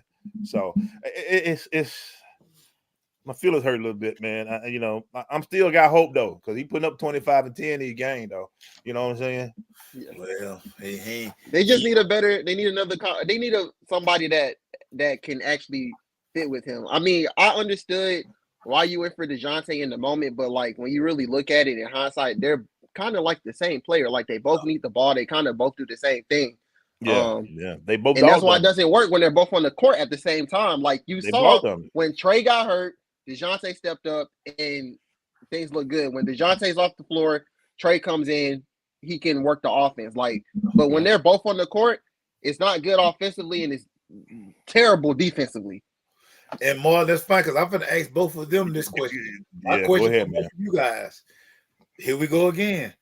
Is Quinn Snyder, is he the coach for this team? I go first. I don't see what Quinn's doing. Quinn got mad at me because I asked him, "What's the rotation? What is the? Are you doing?" He was like, "What you mean?" I'm like, "What are we doing?" I mean, are we going? It is, and the Hawks keep doubling down on him. They gave him a contract extension. They keep saying this is our guy, and I'm like, what are we doing? This looks very stagnant. Don't like nothing move, and it's just not a half. I mean, when he took over, I understood, but it's been a year and a half now. Mm-hmm. What is he doing? You got two superstars. We see, are you not having that sit down? Guys, you are it. We gonna make this work. Y'all got to make it work, dog. What are they doing, dog? And that's what I don't understand. And he can get mad at me all the way. I'm gonna sit there again, look at him same time. Are you satisfied with this rotation? What you mean? I don't know if he's doing it. He don't look like he's in control of the team sometimes. He don't like he got that power over this team. I don't know, dog. I don't know. What's your thoughts, Malik? I think he got left to go for the Jazz for a reason. Let me just say that. I feel like I've seen a few from McMillan to Quinn. I've seen some differences for sure. I just feel like he doesn't really have the players that he wants. Like I guess on the team, like. I think that's what it is, and I mean that's not his fault. I mean the Hawks don't really have much to work with. They try to trade the same 2-3 players every year, and they still on the scene when they come back. So it's like I think if you get the right players that he needs on the team, I think it'll work. But I don't know if this is the roster specifically that he can really work with. Because I mean everybody's talking about Trey Capella. I think what Quinn wants is a center that can space the floor, and that's Onyeka. But I don't know if anybody want Capella, so that's why they keep talking. Again, Capella played with James Harden 15 years ago. It feels like right. Like, and I hate to see this for this city because nobody really want to come here and play. It's hard. You don't see free agents gearing up saying, "I'm going to the A," because they know ain't never a problem down here. Ain't never a problem. Atlanta's good to visit, but it ain't good to stay. You come in Atlanta, have a good time, and get on a plane with no problems. If you stay down here, we got Lou Williams. City. Yeah, we don't want to get caught up down here in this city like that, dog. We want to get caught up, man. So I'm just feeling bad right now, man. Make sure, I saw our picture the other day, Malik, with the ice tray. I was like, yeah, you couldn't tell me nothing. Game. Y'all should see me looking at them like. You couldn't tell me nothing, dog. Hey, it's going to be a big offseason. It's going to be this probably one of the biggest offseasons they've had in a while because they got a lot to work with. This would be Landry Field's most important offseason. Very true. Yeah, we're gonna see what he do. Maceo not hearing it. Him and the owner's son and Kyle. Every time I see him and Kyle Korver, man, I just be like, Kyle Korver. What are they doing? Like. This is gonna be the most important offseason for all of them, man. Who put them in charge? Like, man, Kyle came out of nowhere. I'm not gonna lie. He came out of nowhere. With all that power. Man. All right, so we talked about this, man. And Malik, we had brought up a little bit earlier about which player has to win. Were you here with that conversation? Nah, you weren't here yet. Who who has the biggest pressure for the finals? Celtics. Tatum or Luka? Oh, Tatum for sure. Oh, it's every single year, the Celtics are like the favorites to go to the finals. Every single year. Every year. They had the Warriors up 2-1 when they went to the finals. I forgot. And they blew it. Every year, everybody puts this Jason Tatum is the face of, like, he's the new face of the league. Like, he has all this pressure on him. And when they get down to these moments, granted, I mean, with their playoff run this year, they got luck. They got a lot of luck this playoff run. So they kind of just cakewalk through the finals. Yeah. So if you a lot of injuries, point, a lot of everybody hurt. Everybody got hurt. Literally. So a lot of injuries this playoff. You got all this pressure. You're supposed to be the new face of the league. Like, everybody got this amount of pressure on you. Like, yeah, man, like, you in this position every year and you still haven't won. Yeah, this is Luka's first dance. That's crazy, man. Honestly, get a pad because he light skinned. I mean, he got good hair. Man, he got real good hair. His hairline come right here, bro, and it be straight. It's Chris every game. Every day is Chris. His ball of fire. His ball of fire. And Deuce be coming on the court, so everybody in love with Deuce. Everybody love Deuce. Deuce dead fresh. I bet Deuce better be able to play. Well, not Deuce ain't gonna be. He ain't got to play. I'm sorry. My bad, Deuce. I ain't gonna put that pressure on you, Deuce. Yeah, but Deuce ain't got no thing. Hey, Malik, man, we're gonna ask you to come back around 2 if you can. If you can stay around, you got something to do though. Remember, let me know. Yeah, I gotta go. Some event at 2 o'clock. I gotta go, so I'm head out after this. He's gonna go to Megan Thee Stallion video shoot. If she ain't no concert, she gonna shoot a damn video. I mean, what were you at though when you took that video? What were you at, Rolling Loud? No.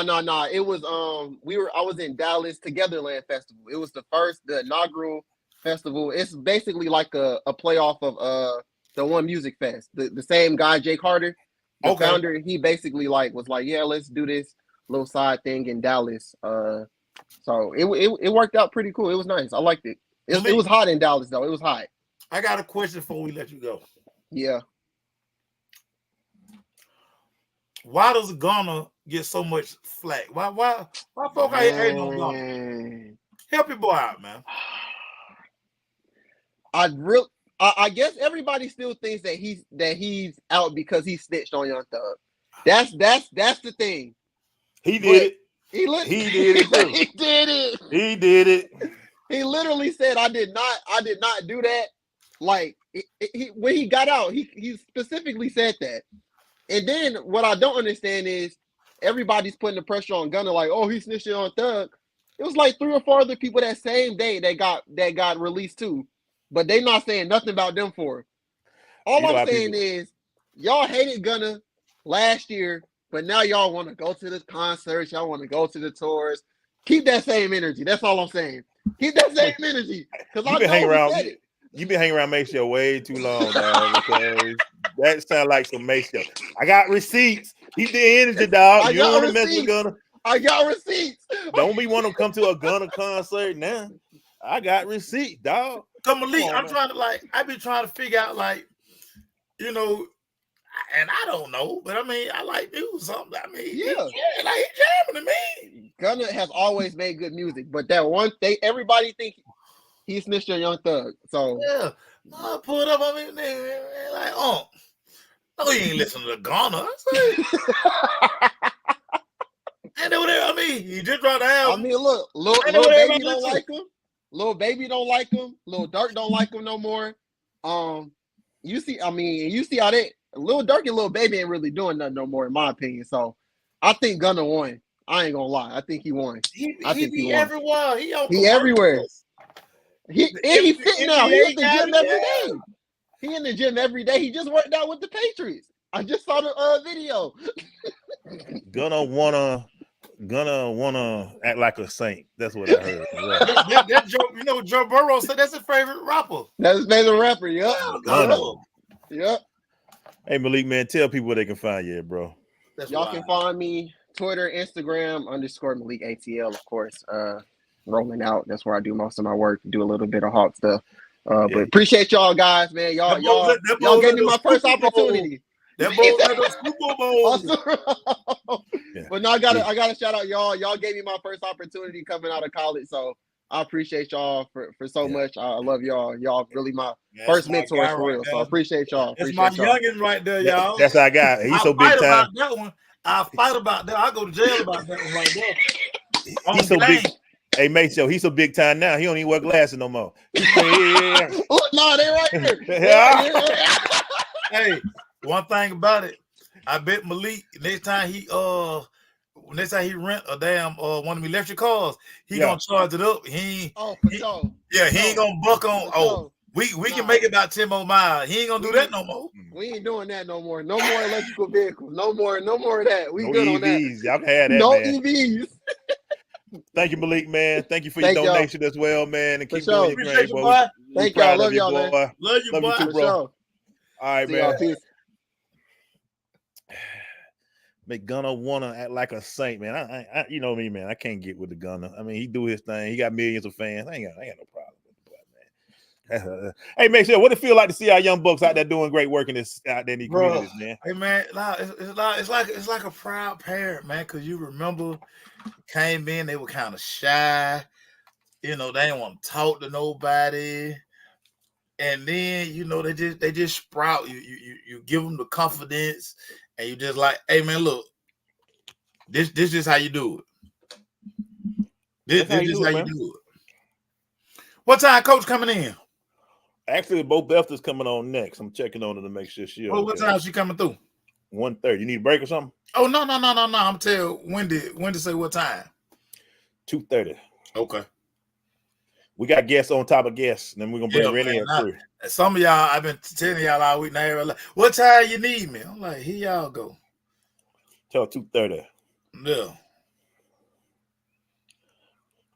Hey man, again, hey guys, we're gonna put up something. I'm gonna put up a little banner for you guys so y'all can see, man, all the stuff you can do. You're gonna cover me and Macy up for a little bit. Let me see. Well, I thought it was. It ain't doing it. I'm going back and forth with Big Dude. I'm trying to tell Big Dude why I want in the Andre Rison movie. Hey, you want to be what? Did you watch it? Yeah, I watched it, man. How was it? It's on Tubi. It's on Tubi. Check it out today. Hey guys, this is where y'all can donate. Tax at 5355 to Optimize. We also got Cash App, PayPal, Venmo, all of that right there where you can donate to us. We got another guest coming. I'm checking on it now. But make sure to wrap that up though about what we were talking about. Oh yeah, man, our young. Can the Atlanta Hawks do anything going forward, man? Man, listen, we are stuck with the Hawks. We are stuck with Trey. We are stuck with DeJounte. We got the number one overall pick in a year that there's no clear-cut number one guy. What are the odds? I mean, that's the most Atlanta thing ever. As William like to say, that's the most Atlanta thing ever. But do we have the organizational structure to look at what we have and build this team the right way? That's just my biggest question. Can Landry and this guy and Kyle Korver, can they sit back and say, okay, we had these two pieces. What else do we need to put around them where we can make a run to an NBA championship? Not just make the playoffs. Can we make a run to the NBA championship, man? Because every year, man, I come up, I'm like, yo, we got a team. We top 4 in the East at least, right? No. Play in game again. Play in game. We back the 9th, 10th. You know what I'm saying? We ain't threatening. Meanwhile, folk like Jeff T be on their podcast like he didn't play for the Hawks. I'm like, bro, you Jeff T talk about every other team said the Hawks. Like, no, bro, you were here a long time, bro. The majority of your career was here. Your biggest 60 wins was here, bro. You were the one that did that. I forgot Jeff T won a championship. Yeah, I forgot that he was on the championship team, dog. Why I didn't know that, dog? He was on championship team. Why didn't I know that? As we wait for our next guest, make sure I do want to jump into that next subject a little bit. We talked about the Hawks ad nauseum, but we're gonna see what they do with the number 1 draft pick. We're very interested in it. Let's come to another team, Atlanta Braves. Acuna is out again with the other leg. Yeah. What does this do for the Braves, man? What does this mean for the Atlanta Braves, man? Well, if you're into astrology and the moon and the stars aligning, last time Acuna told us they said we won a World Series, so we did win the World Series. There's that. So does lightning strike twice? I don't know. I think the biggest question is going to be how does AA fix this team? If we remember when he went down, we was able to go get a Jock Peterson. We was able to go get Soler. We had outstanding pitching at the time too. So every move AA made during that time, it worked, and so that's why we came up with in AA we trust. Yeah. So can AA do it again? I mean, first of all, what's out there? Somebody hit me one day telling some why don't we go get Mike Trout? Why we want another hurt player? Yeah. He always hurt. And who the hell want that $300 million contract? We don't want that at all. So, I mean, we're going to find out how dialed in AA is to these free agency streets. But we need to fix our pitching. Our pitching been bad. Our pitching has been bad. And, of course, we can't play until the Mets get out to a big lead. We need the Mets to get out to a big lead, be our rabbit, and we run them down like we do every year. So that's what I want to see, man. And we'll jump on it more, man. But right now, dog, we got to welcome in our special guest. You know her, man. She's been killing the A for a while, makes she's one of our friends, one of my peoples. She went to Miami for a little bit, left us for a little bit, but she's now back. She back. What you ready for, Bo Bells, man? Man, let's talk about that birthday photo shoot. Let's start with that. Let's get it in there. Let's bring her on to the stage, baby. Welcome, Bo Bells. Hey, what's up, lady? How are you guys? Let's talk about that. I'm sorry, Mason. I want to switch you over to the other side. Go ahead. Let's talk about that birthday photo shoot. Yes. It was just a preview, you guys. You didn't even see the whole thing yet. Oh, my, what? I'm waiting on the full pictures.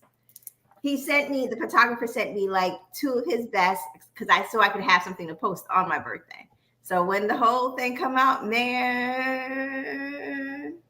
So you're going to be trouble in them streets, what you saying, right? Oh, you got the man to put his shades on. The man to put his shades on. Come on now. I see you looking good over there. I've been watching you on social media. You're working out. You're doing. You're looking good. Thank you. I try. He got up this morning, Bo Bell, trying to show out again, man. I try. I mean, that's neither here nor there. This is about you right now.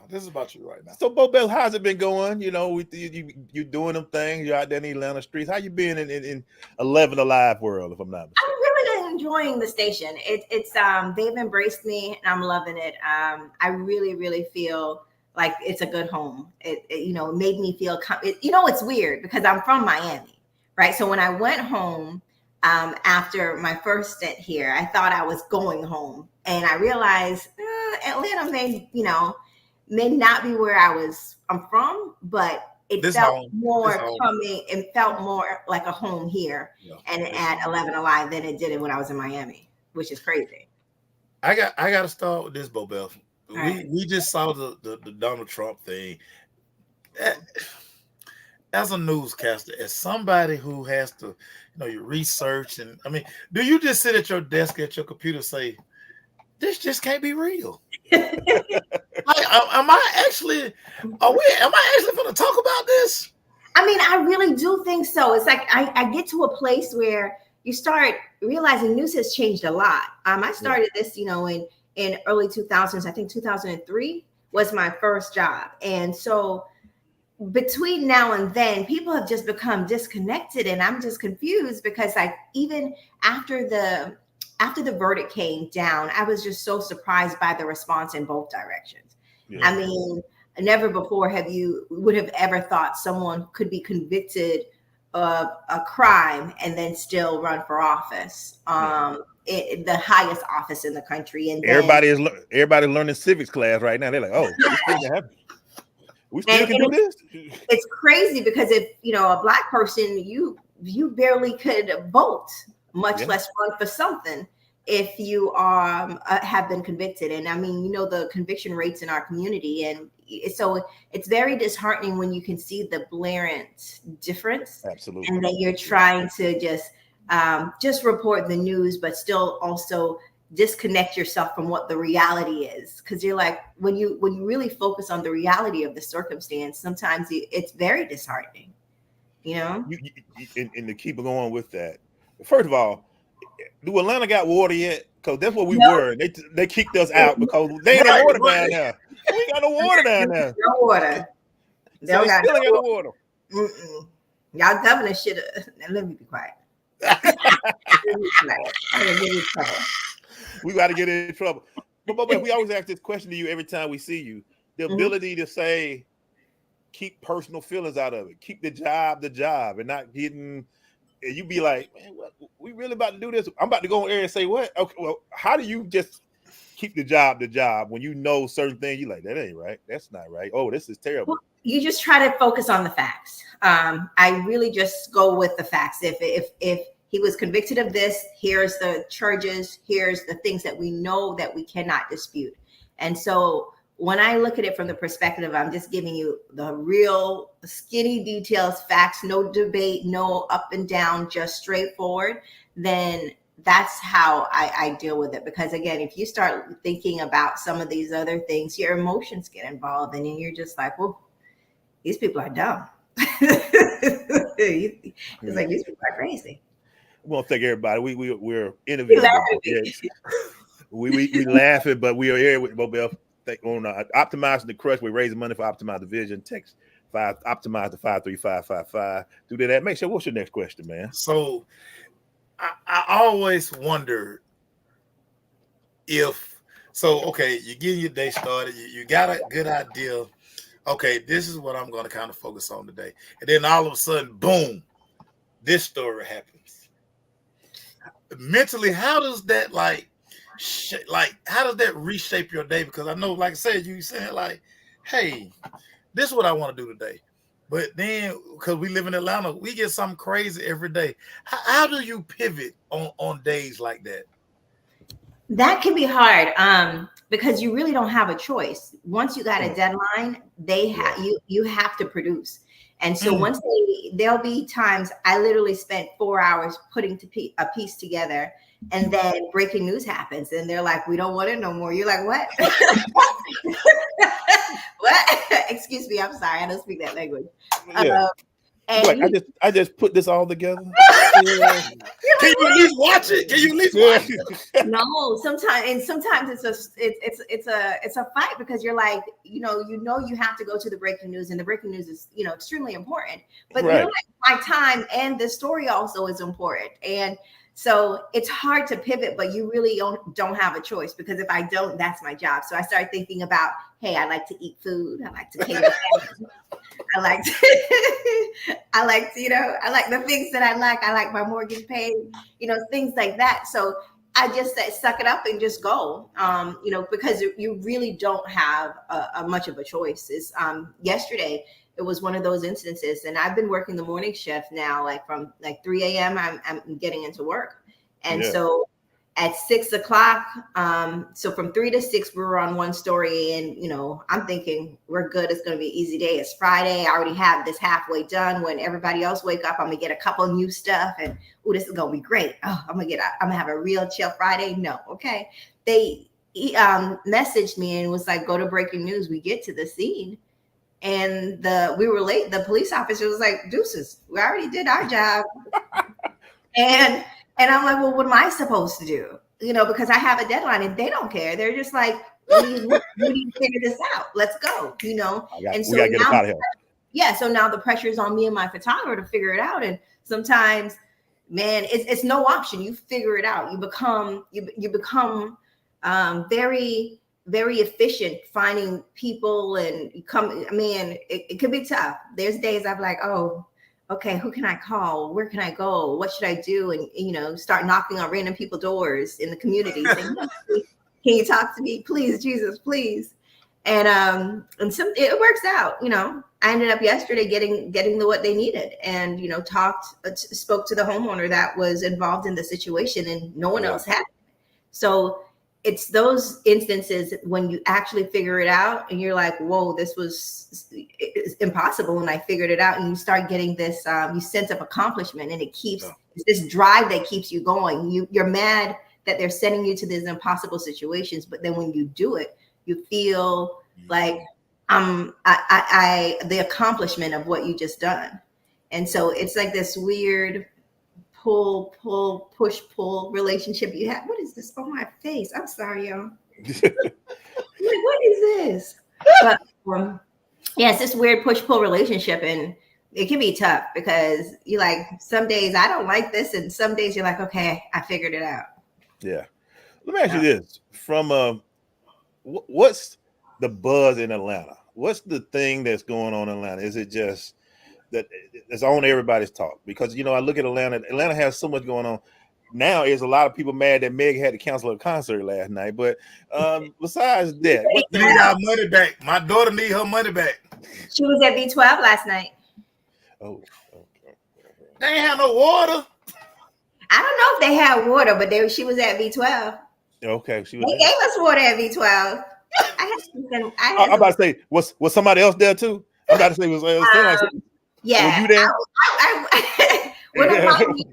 One of my neighbors just celebrated her 55th birthday, and that's where she did it. She rented out, you know, one of the areas. Darlene, I can't remember Darlene's last name right now, but we're giving a shout out to Darlene. She's 55, Darlene. breast cancer. And was just like, she's celebrating life, and she said, "Hey, we about to go turn up." I said, "All right, come on, let's go." Oh, you would turn up big time then. What else? What is the big story that you've been over the last few weeks having to deal with in Atlanta that you've been like, wow? Oh man, everything for a long time it was all YSL, and what's going on with that case, and, you know, of course, the whole back and forth with Fonnie Willis and the Trump case. And also literally anything pertaining to the sheriff's office and the jail. Those are the three big ones that people have been, you know, concerned with, not for different reasons. And it kind of all semi-tied in a way together. Yeah. Well, yeah. You kind of work this story, and I need some more help. So I need you to keep reporting on this. Can you get my mail fixed down here in Palmetto? Lord have mercy. Good luck. So I went the other day to, like, because all your mail stuck down there. Mm-hmm. They got a sign on the door saying, listen, all packages, whether it's express, whatever, priority, all delayed. Don't expect it. What's going on down there? But help me out. Oh my God, it's such a debacle. But what they originally were trying to do is speed up the mail process and make it less expensive. So they came up with this idea that instead of having all these mail being processed at different places and employing all these people, they're going to get just one warehouse where everything for the region is going to go. And I don't know if it's a staffing issue or trading issue or what, but they sent all the mail to the one location and they could not get it back out to where it was supposed to be. So what has been happening is things have been stuck. I ordered something back in March that I just got yesterday. Okay. Jeez. Yesterday. Oh. And I'm going back and forth with the vendor, arguing him. Yeah, I've sent you my stuff. I paid extra for shipping. You know, and you feel bad because now I'm like, oh, this whole time it wasn't even them. And I literally just got it yesterday. I had to email those people and apologize. I said, sorry for my behavior. Literally. Like I had to tell them. It's bad. That whole thing is amazing, man. If this was supposed to be a better process, and this, I'll tell you, the news to see all that packages in one big thing lumped up and falling over, and I'm like, why can't I trust the mail to do anything? Come on, man. No, I think they just underestimated the region, because they tried it in some smaller areas, and I don't think they realized how big Atlanta was, or how Lord. Atlanta is one of the areas that, and I hate to say this, not because not we're backwards in time. It's just that I think we still have a high population of elderly, and they use the mail much more than many other places where you have a younger generation. So I think they underestimated the region. And our station has, like, one of our reporters, Liza, has been on this, literally went to DC and was trying to get to the postmaster general, talking to them, hey, trying to figure it out. The good news is our stories have kind of helped. Like last week, Senator Ossoff took a tour of the facility and was like, nah, this is terrible out here. Come down to the real thing, like people missing their medications, people missing their check. Yeah. A lot of my lottery winnings in there. I need my lottery check. Wait, I need it too. Where your check at? You know what I'm saying? We all gonna eat. I need Paris and Palmetto. We need down that Palmetto. we need that check. I need you with all the cameras. We need to be outside. So, but Beth, we're gonna keep you on for a few more minutes, but we got to go back to some old school questions. Make sure that we used to ask. That's cool. Okay, Bobette, what are you rocking right now in your car, in your headset when you out there? What's that jam that you got going on right now? All right, so I actually like Megan Thee Stallion a lot. I know it sounds crazy. She be hissing. I like her vibe. Are you saying that because you saw her last night, or you really? No, it's funny because when she came out with that diss track and dissed everybody, I was like, man, this girl is hard. And it just like, but it was in such a way. It wasn't like raunchy or talking about my this or talking about my that. And I like, a lot of the female rappers now, my ass this, my titty this, Yeah. They're always talking about these things, and she just took it so high level and was like, no, we just going to the root of everything. Here's where we are. We about to rap. We about to show y'all real quick. So, and I appreciated that. I know you got the Andre 3000, don't you? Got the new Flute album, don't you? That Flute album. I don't want to. I don't know. I don't know how I feel. I don't know how I feel. Stop. We're not doing it. I don't know how I feel. Like, I don't know. Like, I don't know what to say. Okay, you can hate it.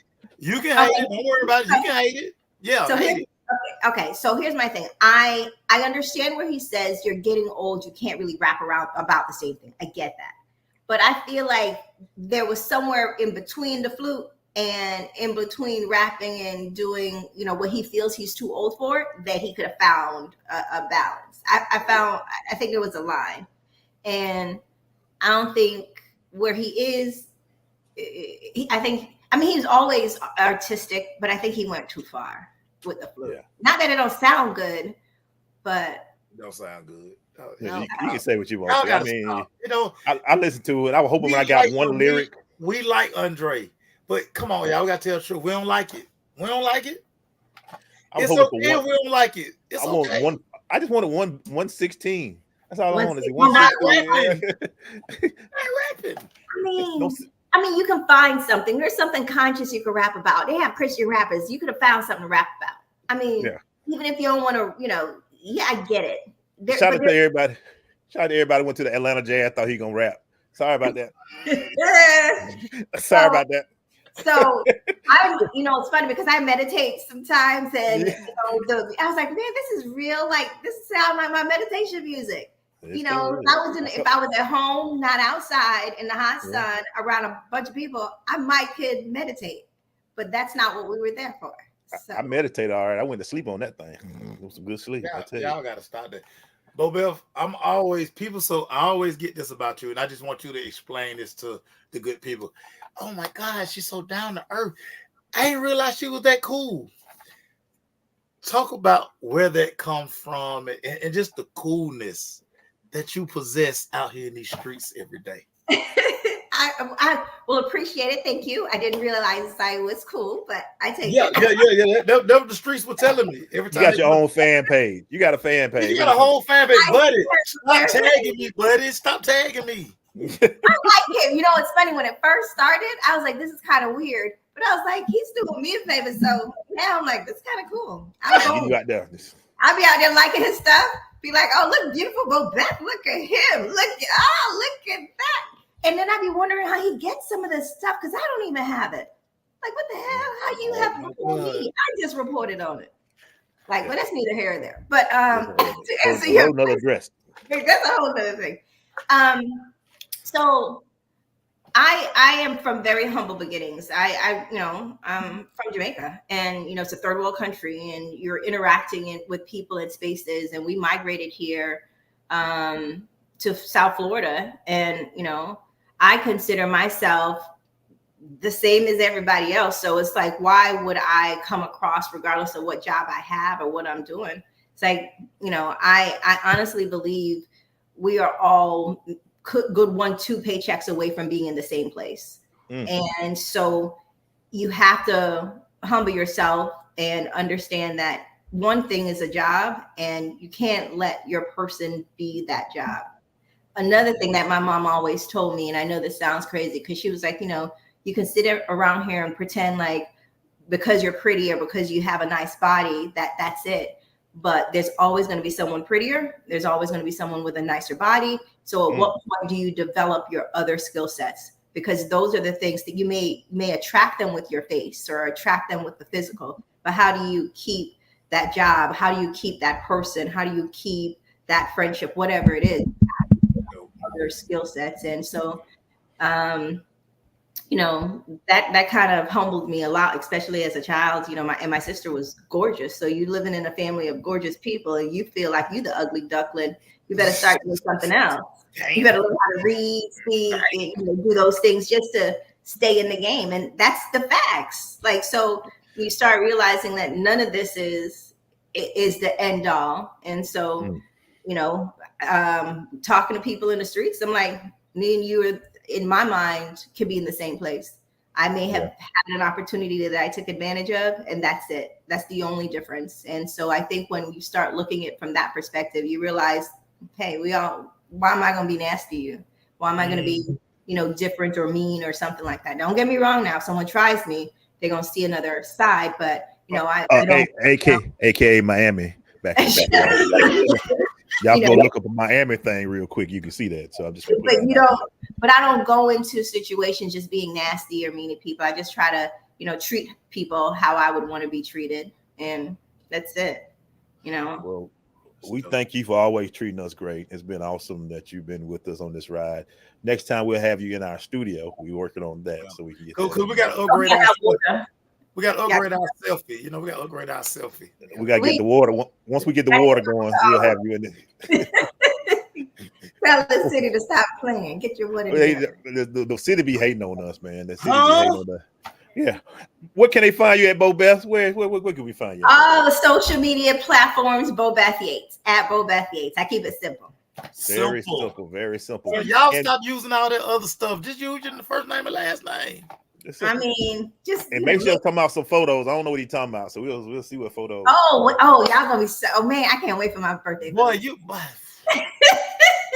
So, and I want to give a shout out. I don't even remember the name of the place. Like, so I literally a couple weeks before, like the week before my birthday, I called and I was like, I want to do something nice, right? Let me see if I can find it. I wanted to do something nice. I was like, okay, well, what can I do? I want something classic. And I was trying to find a 1980 car, like, to have that classic feel. Okay. And I went to the studio and they had all kinds of other things. I was like, oh no, never mind. We just go right. I found it. We just go with what's hot. And he put me in some of these classic cars. I was like, this is amazing. And I was like, okay, I'm classic. The car's classic. Here we go. I can't wait. Post them. Classic. Post them. Classic. Thank you so much, Bo Beth. Guys. Back on. Yeah, put it back on. Yeah. Thank you guys again. For having me. Have a great day. We'll talk to you later. Okay, bye. Bye. You had to put the shades on, make sure. Yeah, I put shades on, dog. I put shades on, dog. Yeah. Put the shades on, man. Yeah. I'm always guaranteed to get a gang of likes if I post a picture with Bo Beth. Give me 1 second, guys. I gotta take a break. You want to talk while I'm taking this break, make sure. Let's just take a break and then come back. All right, we'll be right back, guys. We're gonna put up the place where you can donate to and all that good stuff. That'll be the bathroom break. Bathroom break. We'll take us a quick bathroom break. We'll be right back, guys.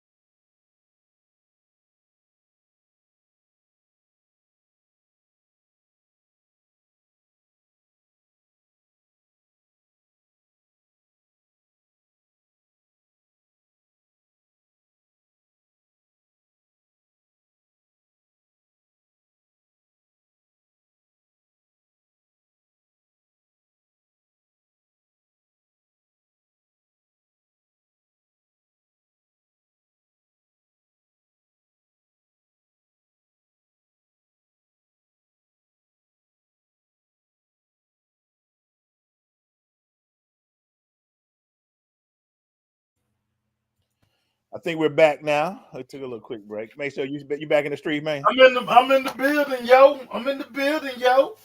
So now we'll bring on the tallest friend we got. Well, no, we got other friends taller. No, Coach pretty tall now. Coach pretty tall. He a national champ. He talk trash. He think he know everything about basketball. I mean, he know a lot about basketball. Hey, he do. One of the best analysts out there. He do it all. If basketball do it, he done it. So y'all welcome our guy, Coach Lewis Preston. And you guys are too nice, man. Coach, what up, Coach? I tried to do the interview. I tried to bring you in, Coach, the right way. Well, so I'm gonna tell you, the way that y'all took that break made me think about Bernie Mac. And we talked about when when black folks take a break, we break. Yeah, Coach. If we didn't take that break, it'd have been a solo trip for you. We'd be like, all right, Coach, you just talk yourself, man. Coach, talk to the people. We'd be like, Coach, talk to the people. All right, Coach. So I got a couple things to say now. I know you do. Let's talk about this, man. Which would hurt Atlanta more? Luka winning or Al Horford winning? Luka. Luka will hurt more. Oh. By the way, guys, Indiana just beat Chicago in the WNBA 71-70. So that's interesting. Great one. But go ahead, though, Luke. Talk to us about that, Coach, a little bit. Expand on that, Coach. It goes back because of the trade, the fact that both Trey and Luka made it to the conference finals, but the fact that Luka's in the finals now, I continue to go back. Luka would not have fit in this city. It's just the reality of the situation. The culture, for the culture. You know, and I just think it's one of those things where Luka's in the right place. We can go back and forth about Trey and everything, but it's very interesting the Hawks with this number 1 pick, what they're going to do. I mean, who you like, Coach? That's a tough question right there. I haven't seen enough of Alex Sarr, you know, one way or the other. I really like Donovan Clingan from Connecticut, but I'm also, because I'm kind of partial to big man, not this new current age big man, but right. I'm partial to big men that can play inside out. It's just going to be interesting. I mean, the different things that I've heard, you know, some people talk about Reed Shepherd at Kentucky. You know, some people talked about Stephon Castle, who went to high school at Newton. I mean, so it's once again, it just tells you how lacking of a star that this draft has. Yeah. But if you're really good at your job, you can find some pieces in this draft that could come back 3, 4, 5 years from now and be very valuable to you. Coach, go ahead, it's crazy. It's crazy, Coach, and I'm so glad we got you on. Doing the Ant-Man Love Fest that happened this season, right? People, you know how prisoners of the moment everybody gets. So everybody was like, "Hey, is Ant-Man the greatest basketball player to come through the state of Georgia?" I was like, I'm not even gonna dignify that with a response, but I'm glad we got our basketball expert. Coach, when you saw, because I know you saw it too. Mm-hmm. What are your thoughts when you hear stuff like that, Coach? I just let them talk, and I just keep moving. Hey, let's go back and just start thinking about. I mean, you just think about Georgia, Dwight Howard. You had, you know, Josh. You know, I mean, gosh, Josh Smith. I mean, James Crittenden. I mean, you got Lou Williams. You got. We can keep going down the list now. Ant-Man's really talented. Now, if he stays on the trajectory, he just started, Coach. It's like he's just 22 years old, man. 22. 22 He's years 22. old. Like, they were trying to make the Jordan comparison. I'm like, guys, y'all need to stop. And let me say this. Thank you, Coach, for bringing this up. And I will say this till I'm blue in the face. Nobody wants to be called, if you're going to be the next anybody. Yeah. There was never, Magic never was a next nobody. Bird was never a next. Jordan was a next. They were just them.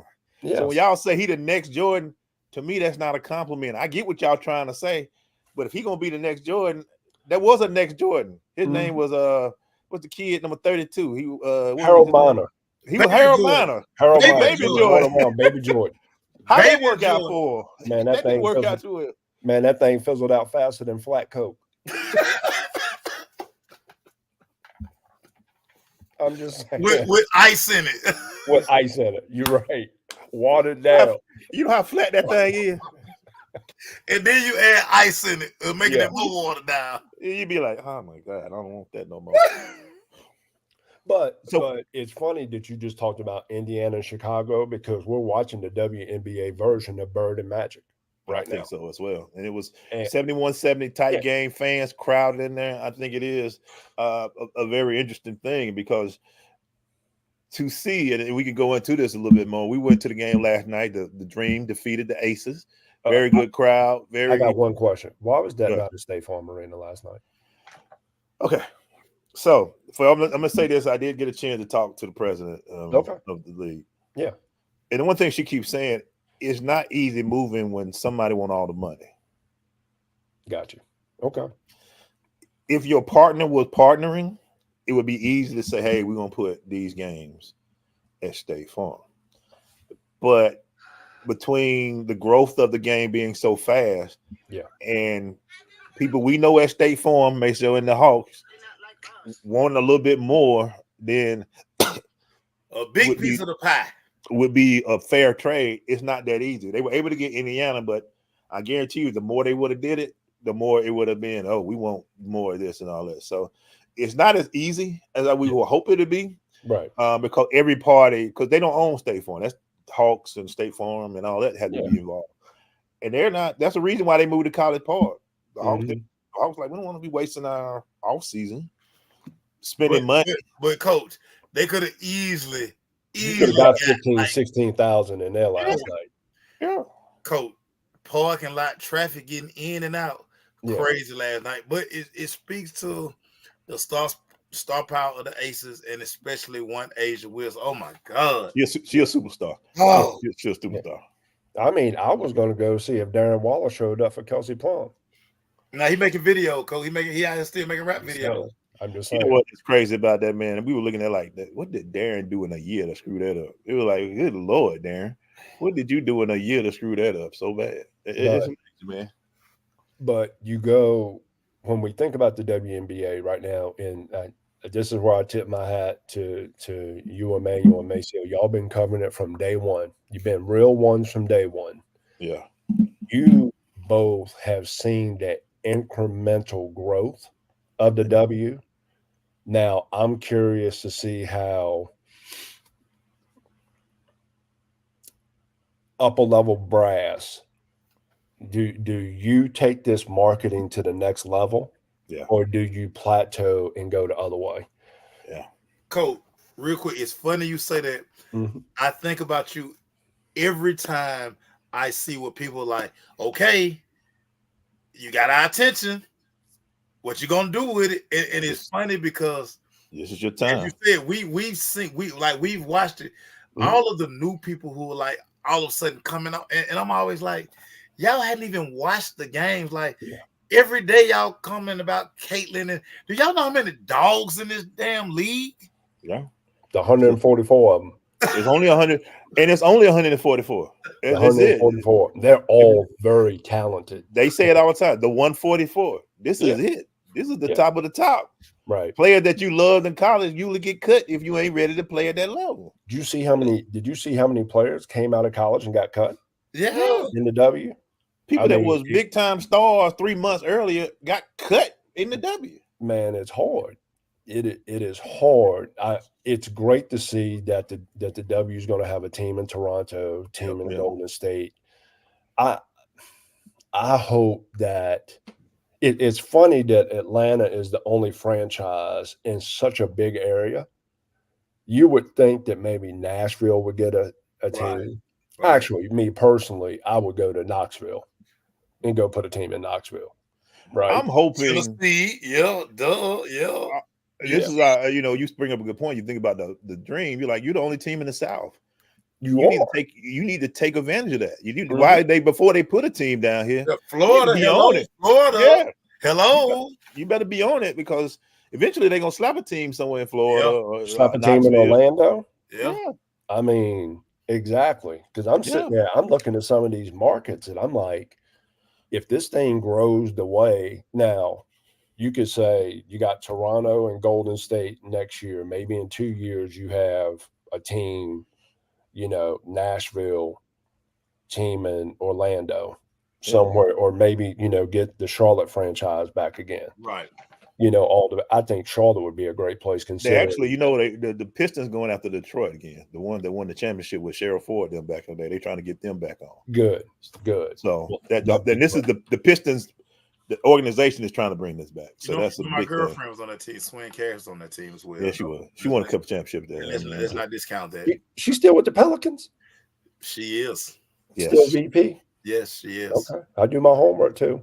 Yeah, he sprinted to a Hawk game. We sent him over there. We one job. Yeah, one job. We were gonna talk about him bad the next show, but he did it. He made it come through, man. He made it come through. I was not. You were not to be denied. Not gonna pass that opportunity up. No. Shout out to Sam Turner for making it happen too. She made it happen. Coach William Maceo talked earlier in this telethon about the NIL deals and the NC $2.7 billion judgment against the NCAA. What are your thoughts on that? Being and coaching at that level and seeing some things, how does this change college basketball going forward? We know about football. We talked about football, me and Maceo, but college basketball, how does it affect them? 6-7 years ago, it was about sitting down with families talking about playing time. Right? Yeah. They don't even care about playing time anymore. This school offered 200. Can you offer 250? Because this other school's going to offer 250. Can you offer 3? Right? I think the sad part about all this was there were no guardrails by the NCAA that was put in place. And it's back, people can call it the Wild Wild West, wherever you want to call it, that's fine. But what you see now is truly the rich getting richer. I mean, look at what the Big Ten and the SEC are going to get next year just off a TV contract. We're just talking about the TV contract. We're not even talking about the SEC contract or the Big Ten network contract. So when you have people, now I'm going to try to say this the right way, considering some of the other stuff that I do. When you have athletic departments that are fiscally irresponsible, this is where you see conference realignment. Yeah. And now with the fiscal irresponsibility, we learned nothing from 2008, 2009. Because if you go back then, we've built bigger facilities, right? Expanded on facilities. I mean, most locker rooms in college football at the Power 5 level look like spaceships. I talked about it in hour 1, Coach. You know what I'm saying? You got waterfalls. I mean, you could have new TLC videos in some of these football facilities.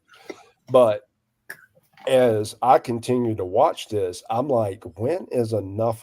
Because here's the interesting part.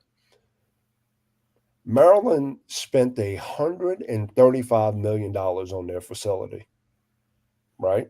To upgrade their facility and everything. If you can promise kids money and get them to the pros, they will go get changed in a porta potty. Coach, you don't need all that. Coach, just give me. Coach. It's funny you say that. I remember when Clemson did our upgrade, the slide and all that stuff. I was like, how many football players are gonna legitimately slide down that slide on a day? Yeah. How many times do you think Dabo will walk by and be like, y'all know it was a bad idea. What we spent on that? Yeah. That was a bad idea. Ohio State, I was telling Glaze in hour 1, Ohio State just redid a locker room that just got redone a couple years ago. Like, you think we could have saved $40 million in doing the upgrade, pulling the lockers out? I mean, pulling the foot part of the lock out, and it's like Coach, it's like it's too much. Like, but that's how much money is circulating because they just throwing it away. Right. But going to that and to add on to this, Emmanuel, is athletic departments are going to have to create advisory committees to divvy out this money. Yeah.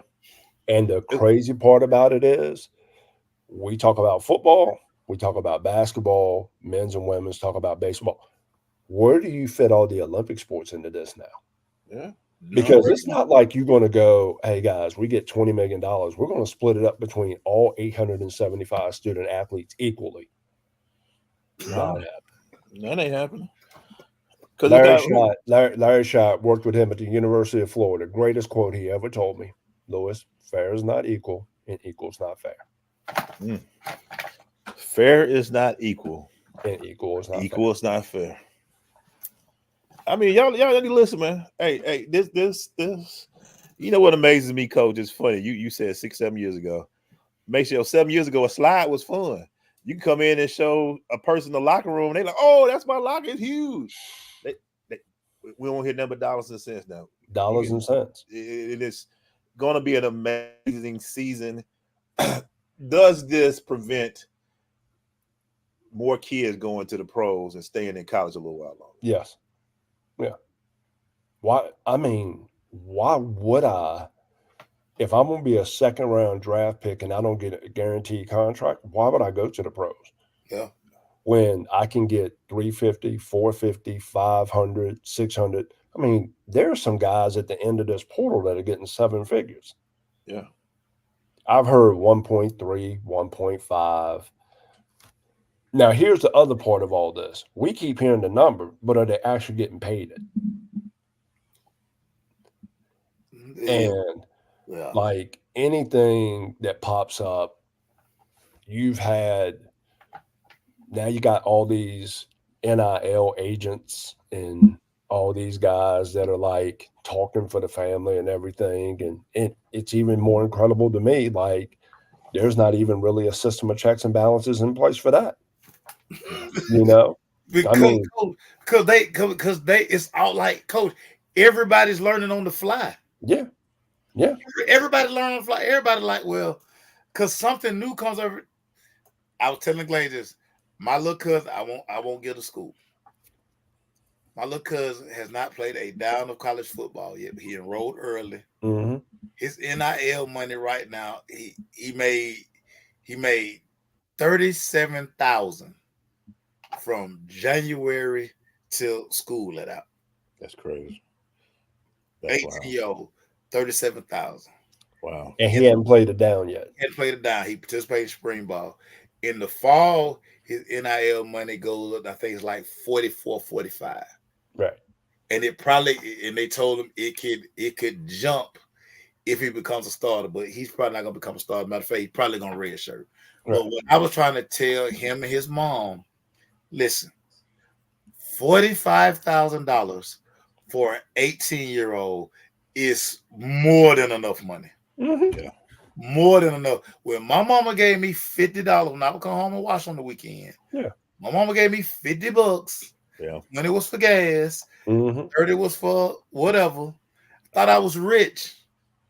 We thought we were balling. My 18-year-old cousin came home with 30 bands in his pocket. Yeah. So make sense. Yeah. So now let's go to this. He's a 1099. Yep. So 18 and a half of it, if he doesn't understand how to take advantage of the tax breaks, right? Because there with a 1099, there's 403 of them. I know. Yeah. Right. Yep. If you don't know how to take advantage of the tax breaks, you gotta give Uncle Sam half of that back. Oh, and Uncle Sam getting his. But lucky, the only reason for my little cousin, the only reason this works, his mom works for the IRS. God bless her. Now, the other kid, and what she was trying to do, a lot of his other freshman partners who enrolled early was trying to get, because see, they just think, oh, I'm getting all 45,000. Well, if you don't do X, Y, and Z, no, you don't. You're gonna probably end up with about 12, maybe 8. Because be careful. You got to get the representative. These guys going around asking, and people are actually giving them 30%. I've actually told some people, if somebody asks for more than 15, max 20, you need to go the other direction, because like in most agent deals with marketing stuff is, the regular contract is only 4, maybe 5%. That's it. But then when you get to the marketing part, it can go 15 to 20. Anything over 20 is ludicrous. It is. You're not being popular. They got the pistol to you. Exactly. But even with all that being said, it's crazy to me, because if I'm a mid-major coach right now, right? If I'm Brian Bohannon at Kennesaw State, I'm going to use your football and I'm going to go basketball. If I'm Brian Bohannon at Kennesaw State and I find a diamond in the rough, right? And that, let's say it's quarterback, you know what? Maceo Hurd goes out there, balls out, right? You throw for 3,000 yards. I know I'm not getting you back. So what I got to ask Maceo to do, I can't even. First of all, I'm not going to even fight because I can't get that money. Yeah. I'm like, I need for you to help me go get the next one. Right. Yeah. Right. That's it. Right. You got to help me go back, like, go back to Mays or go back to Langston Hughes. You got to help me go get the next one. Yeah. Right? Because now I look at the Power 5 as semi-pro. That's all it is, coach. I look at mid-major as JUCO. Yeah. Mid-major schools are JUCO. Good friend of mine at UT Chattanooga got both of his guards to come back. I told him, I said, man, you need to go on vacation for like a month. Yeah, you got both your guards to come. They were the best backcourt tandem last year in the Southern Conference, and he got both of them back. Yeah. Because most kids, once they perform, they looking to jump. Yeah. And so what was amazing for him was it goes back to relationships. Now, I will say this. You're going to start to see more mid-majors make deeper runs. Oh, yeah. Yeah. And you're going to watch high majors fall apart because once you get to that dollars and cents, like all three of us on the same basketball team, right? Yeah. You know what, Maceo, you the star, you getting 500, right? E, you were the second leading scorer, you get 375. I just came in, I'm getting 250. Yep. Now, you have an off year, Maceo. Instead of averaging 20, you average 14. And my dollar's going down. And then I average 20. The number one thing I'm going to go in and do, and I'm going to go in and talk to the staff. I'm going to talk to all of them. I'm like, all right, here's the numbers. Right. Yep. Why am I not? And why money not the same? Yeah. I want 600. Yeah. Right? Yeah. So that is where you're starting. It's funny because now Coach K and Roy Williams, those guys look like geniuses. Jay Wright, they look like genius. They got out at the right time. They got out. Right? They got up out of there. Man, do they look younger? They look younger and better than ever. Vacationing like crazy now. Hey, Jay Wright hair turning back black. Yeah, Jay Wright was orange during the NCAA tournament. He got so much sun. He got so much sun. He was orange. I was like, daggone, Jay. Right? Like, hey, man, He killing Delray Beach. You looking real good right now, bro. Yes, sir. How y'all doing? But you know what? When you don't have to worry about that collective, all you got to do is just commentate a game, and then you can figure out whether you want to go get a double Jack and Coke or a Cosmopolitan. After the game, you don't have nothing to worry about. Look at how much energy Nick Saban had during those in the draft. He looked great. He was like, "Hey guys, was he great or what?" He was like, "I got energy now. I got to worry about these streets and worry about money." Guys, and it's crazy, Coach. Just imagine if when you were at Florida with that back team, and if the climate was today, those guys would have been sitting there like making deals like, hey, I ain't trying to be funny, but I was the leading scorer. I should be making better than Noah. Like, but I do go back to this. We were fortunate. 3 of those guys' dads were pros or had been pros. So they understood. True. Yeah. So they always understood the bigger picture. But even in this day and age, I think it would have been much harder. Much harder. Like, I mean, those guys left $40 million on the table. Where are we going to go find $40 million? Yep. In that day and age. Yeah. You know, I would have had to fly to Lexington. Talk to a couple of horse farmers. Talk to a couple of stud farmers. They like, why are you up at Lexington talking for game deal? Exactly. But it's so crazy now, and there's no loyalty anymore. Everything it's really transactional. Yeah. But here's where I think is going to help. I think it's going to help the college players to stay in college longer, be better pros. Yeah.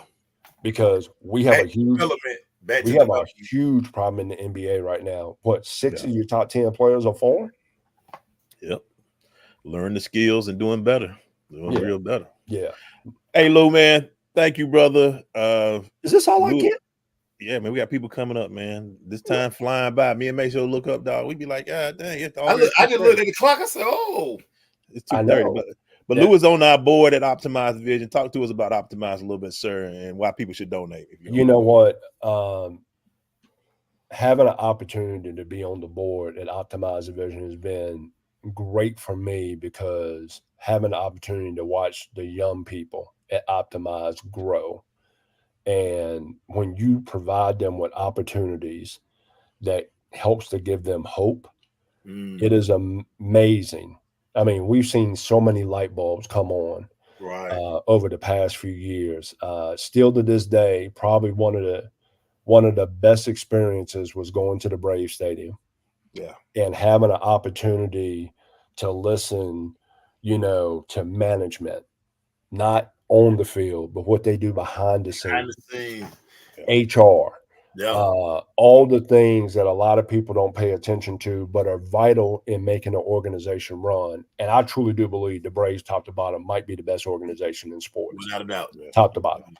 And so having the young people have an opportunity, as well as their parents who attend, to see that provides them with the opportunity to not only be their best selves, but to see themselves in those positions in the future. So I highly recommend everybody listening to this to donate, because it only takes one mind to get that light bulb to come on, and that one mind can change 10,000 lives. Well, let me see if I can do something, because I got a father and his son joining us now, Mace. So they're both the Henrys. We'll get Wendy them on when they pop on, and we also got Mukhtar. So Louis, you can stay on. Make sure I want you to meet these young people. So let me bring them to the stage. Let's see if we can do this.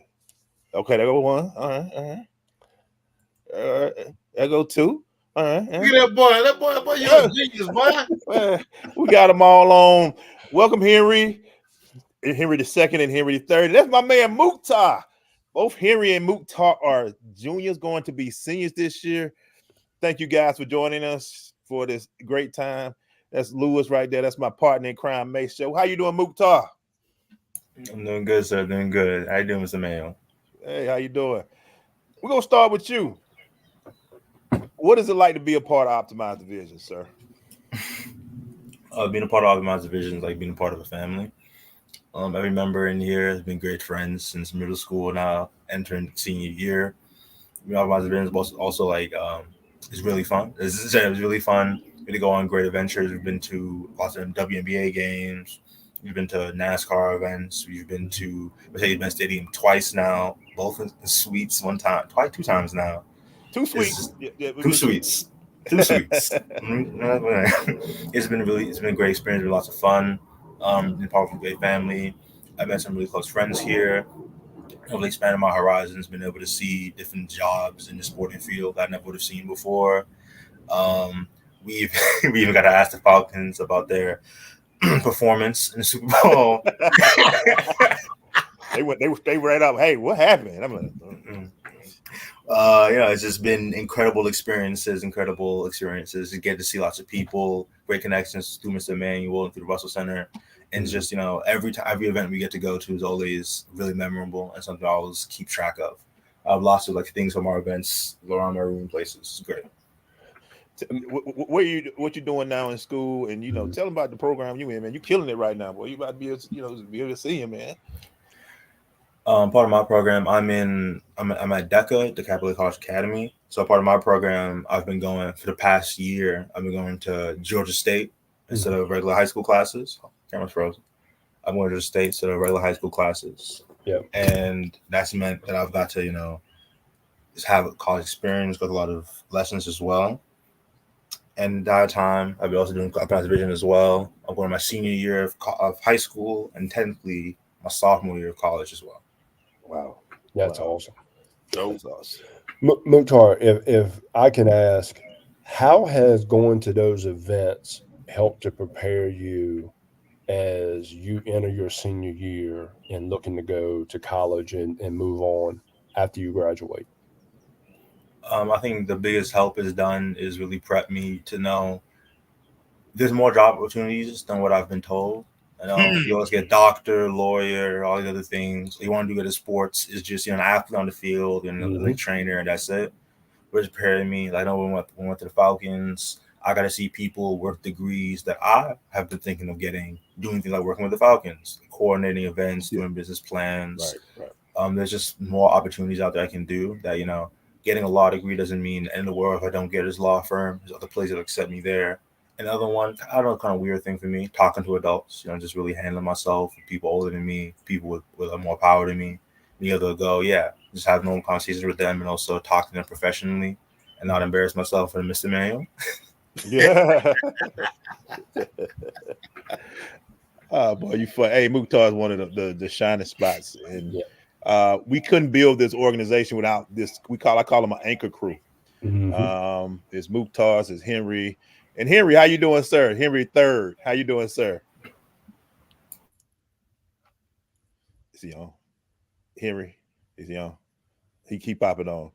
But one of the things that make it go, Maceo, is these kids. These kids, they are not kids no more. That I got them in 6th grade. Now they're teenagers. Right. I remember when they were middle schoolers. I remember. Oh, yeah, and now they're doing great things. So, oh no, Henry the senior, Henry the dad. Let's talk to him for a quick second. Henry. Hey, gentlemen, how you guys doing? Henry is one of the fathers that help us out a lot, Maceo. So, Henry, tell us about your experience with Optimize The Vizion.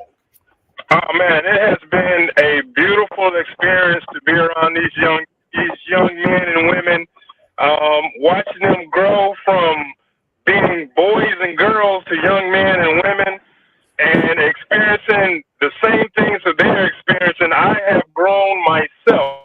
Being able to give back, and because that's the same thing that was done when I was a kid. I had the elders in my community was able to give back to us, even though it was sports, but it was just on a different level. This level that these kids now are getting to see is something, man, I couldn't even imagine to have that type of an experience. So, for me, it's a plus, it's a benefit to see these kids grow, and it's a pleasure that I have the opportunity to be a part of. Awesome, man. Henry Jr. Henry, you on yet? Henry E.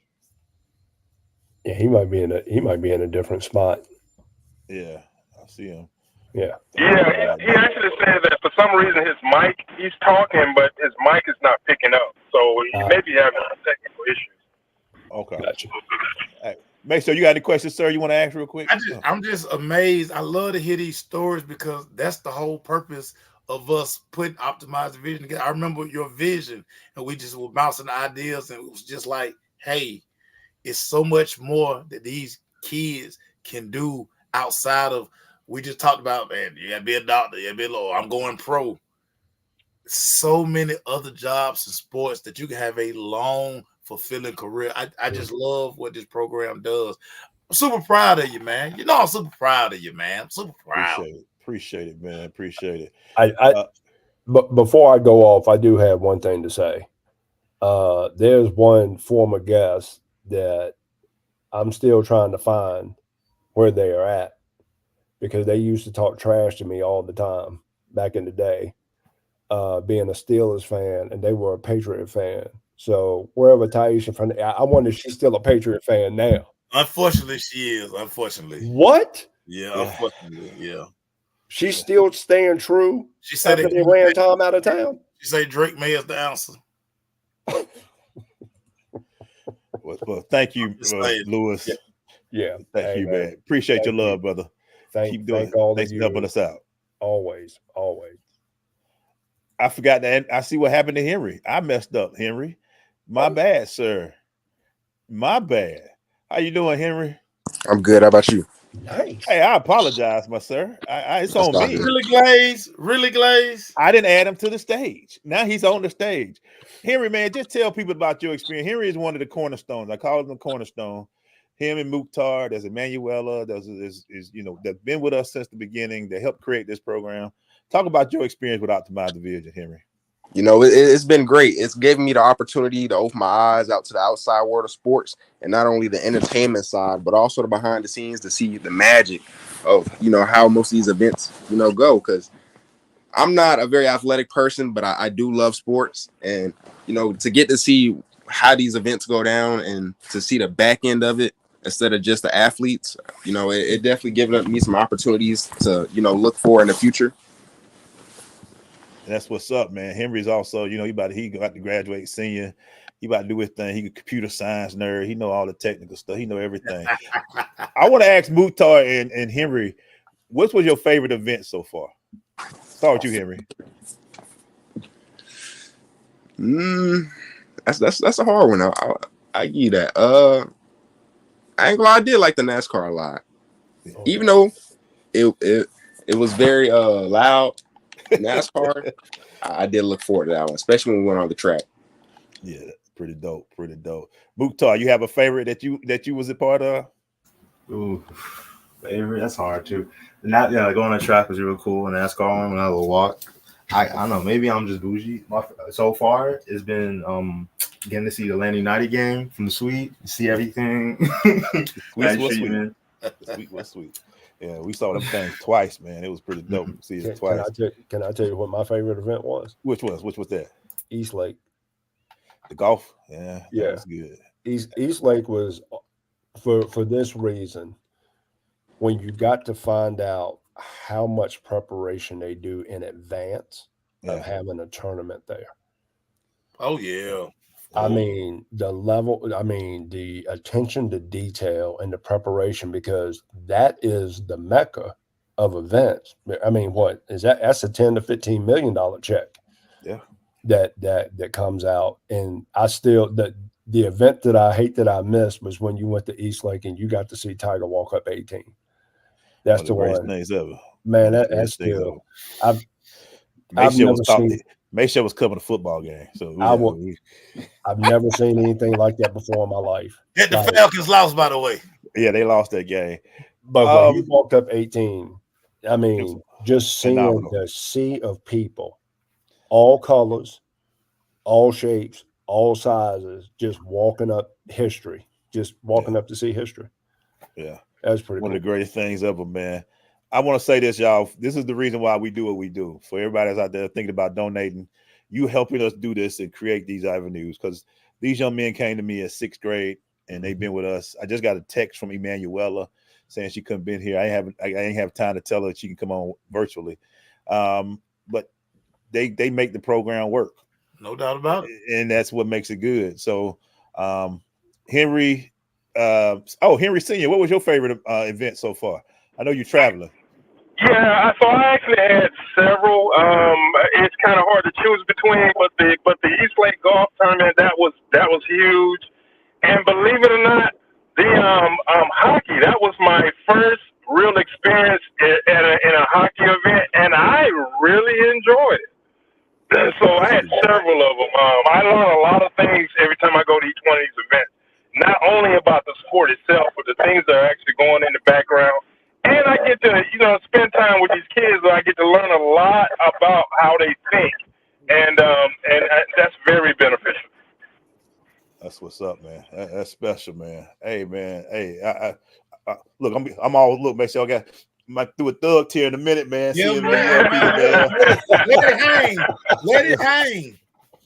Hey, man, I am so proud of what you guys have done, Mukhtar, Henry, and to everybody else who's watching the show. Mm-hmm. I am so proud of y'all, man, and thank y'all for doing what you do. We're going to cut this up.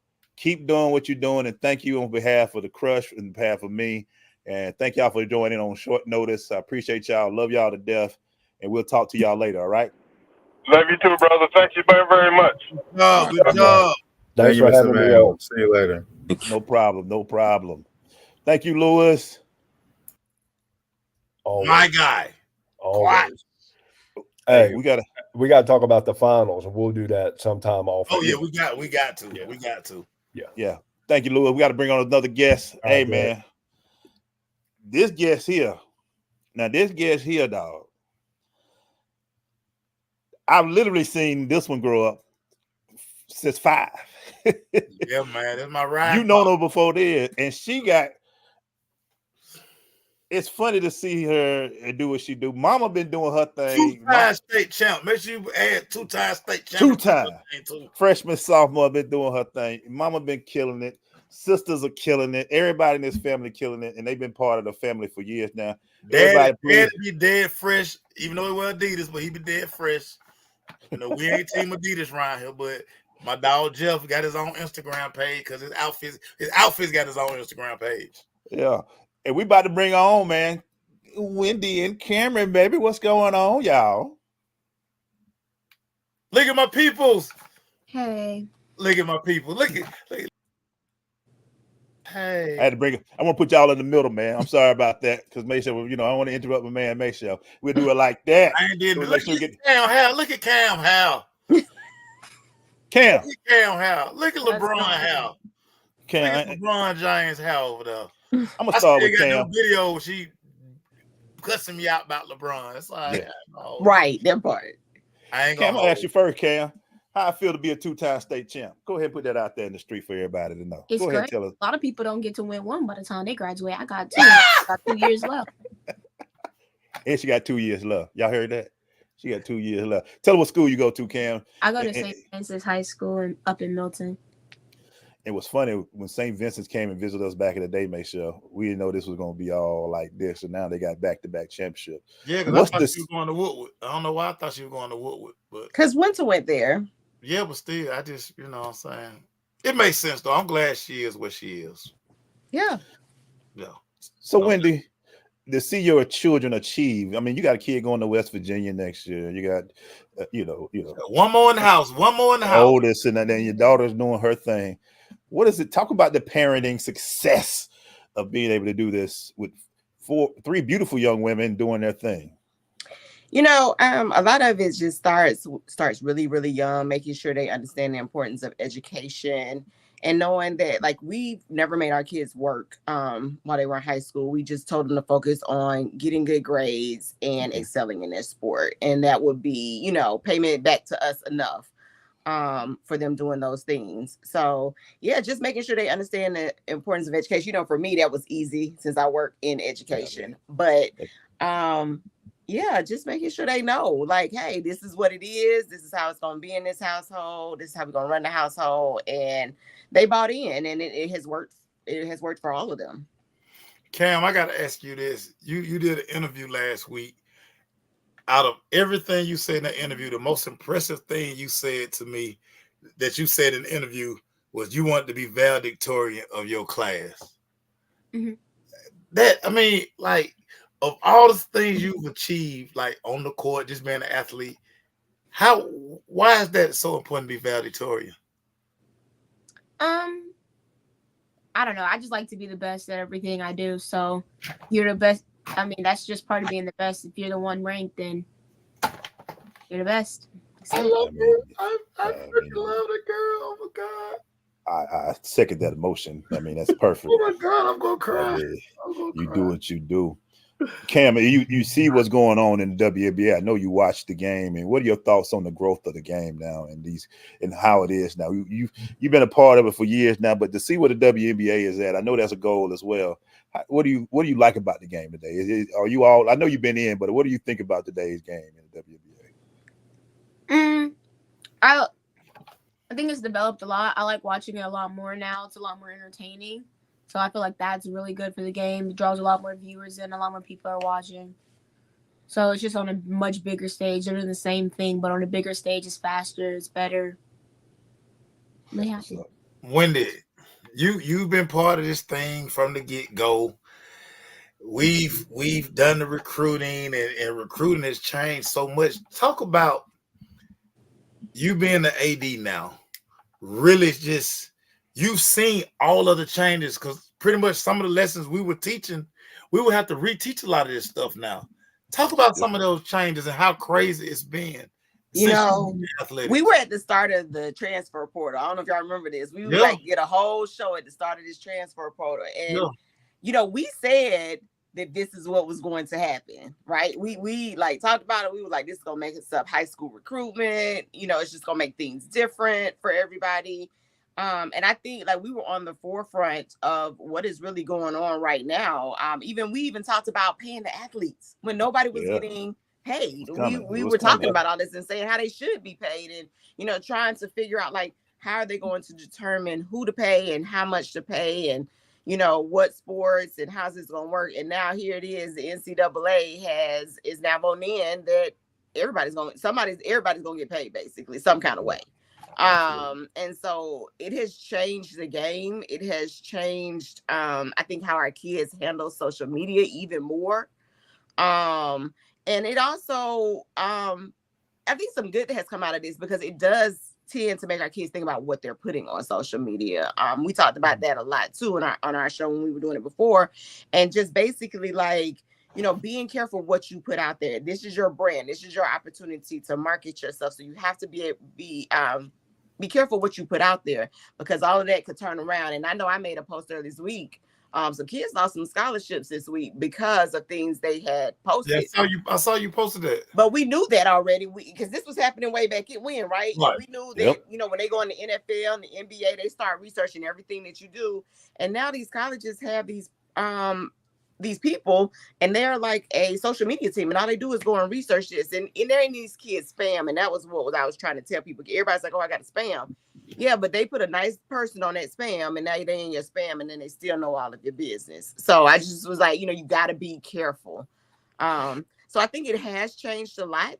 There's some things that remain the same. I'm excited to see still what's going to come next because them turning all this money loose, it's going to be a game changer. Boy, Cam do at the right time. Let me ask you this though, Wendy. Being the AD and being a parent and with a child who's going to be recruited and things of that nature, what's the mindset for you to make sure everything is right? We're taking care of the right things and things of that nature. You know, for me, I mean, Cameron's my last one, but for Cameron especially, it's been making sure she's in the right place at the right time with the right team. You know, with AAU basketball, so much their recruitment really comes through the summer. I think, you know, they get seen there and then they may reach out to their high school coach. And so making sure she's someplace where she's on the floor, getting time to play, being able to showcase her talent in front of coaches.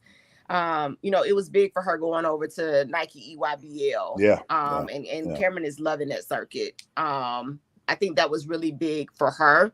It gave her an opportunity to be seen in a different light, you know, and she met new people, new coaches, and this has really been so far. I would say, you know, making sure you getting in the right place at the right time. So for us, it was making sure we were with the right team.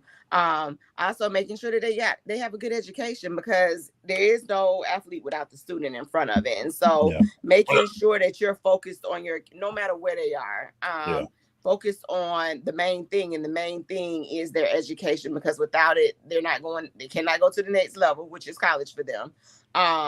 And also making them understand that even when they get there, there's more to do. It doesn't stop when you get to college. And so just making sure that they keep that. And I preach that same thing at work all the time, you know, and I tell the kids to call me because I want to keep making sure that I'm motivating them to do the right thing, even when no one's looking. Absolutely. Cam, once upon a time, I know UConn was like your favorite school. Are they still at the top, or as you continue to rise in the game, has that top three, has that changed a little bit? I don't think I would want to go there anymore, but I also don't have a top three anymore. I'm kind of just keeping our options open. Yeah, I'm just trying to see what schools are interested in me, and those are schools that I'm interested in. Cam, let me ask that question too. We did a good job. What was I saying? We did a good job. And it's amazing, you know, as you grow in this, Cam. Talk to me about competition and during AAU. I'm not the biggest AAU fan. I have said it, but I'm sure you love the competition. Tell me why the Nike EYBL is such a great thing, and playing during the summer and keeping your game tight about playing during these AAU tournaments. Okay, so on Nike EYBL, I feel like it's a lot different from other circuits I've played on because the competition is like consistent across the board. Okay. You're not going to run into a lot of teams that don't have 2, 3, 4 high major D1 kids on the team. So it's like you're facing competition that these are the players you're going to see at the next level. So it's good to see how you scope up against other people who are trying to play basketball at the level you want to play at, or just levels that are close to where you're supposed to be. So that way college coaches can see how you match up against other players. So I think that's just really important. And then I like our games. Like every game is really, really competitive, regardless of the score. Like even games where we've blown a team out, it's still been like a competitive game. It's physical. You're not just gonna go out there and blow somebody out by 50 and be like, all right, well, let's go get ice cream or something. Like you're gonna play like regardless of whether you blow them out or not, you're probably still gonna play a hard game. And blowouts are very few and in between now. So that's awesome. As Uncle Maceo keeps crying down there, the growth. He can't get it together. As Cam. Let me ask you this, Cam. With the growth of the game and you being able to play it at this level, what have you learned about your game through this high school, through the years that has grown? What do you like about your game? What do you feel like you still got to work on? Talk about the thing that you know, like when I get on the court, we know you got the ball handler. We've seen that since you were a baby. But, what else do you like about your game, and what do you feel like you want to get better at going forward? So some things I like about my game, obviously, like my ball handling, my ability to get where I want to get to on the court anytime. But I also like the fact that I've learned how to incorporate like my natural God-given talents, like my speed. Like I've learned to lean into that a lot because, I mean, why not? If I have it, why not use it? So I've learned that a lot. My athleticism works out really well for me, especially in basketball. And then some things I like to work on is probably just shooting, extending my range a little bit, showing that I can spread the floor so that way I can get back to what I like to do, which is slash and get to the paint. That way I can create, finish for my team, stuff like that. All right, Uncle Mace, go ahead and get the tears out your ass. Come over here. This not the same Cameron y'all interviewed a long time ago. I know, right? It's been a whole different experience. I don't think y'all understand. But Cam, we got to talk fashion. The one leg, the one leg, the one sleeve, whatever they call it.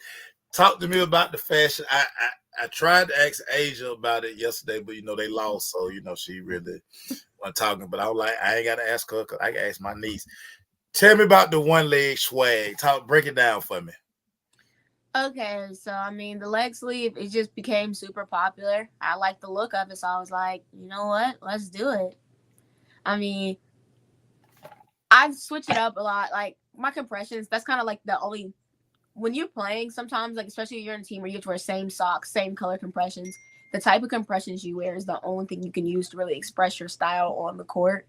Especially when you have like team shoes, so you got to find ways to still be who you are while you're playing. So like I started wearing leg sleeves during, I think summer last year or maybe high school season. I think I did my first one with the end of high school, and then I brought it over into summer, my 9th grade year. I like it. I mean, it's good. It's real swaggy. I love it. I love it. I like the look of it. Yeah, I wouldn't change. I do too. I wouldn't change the leg it's on though, simply because.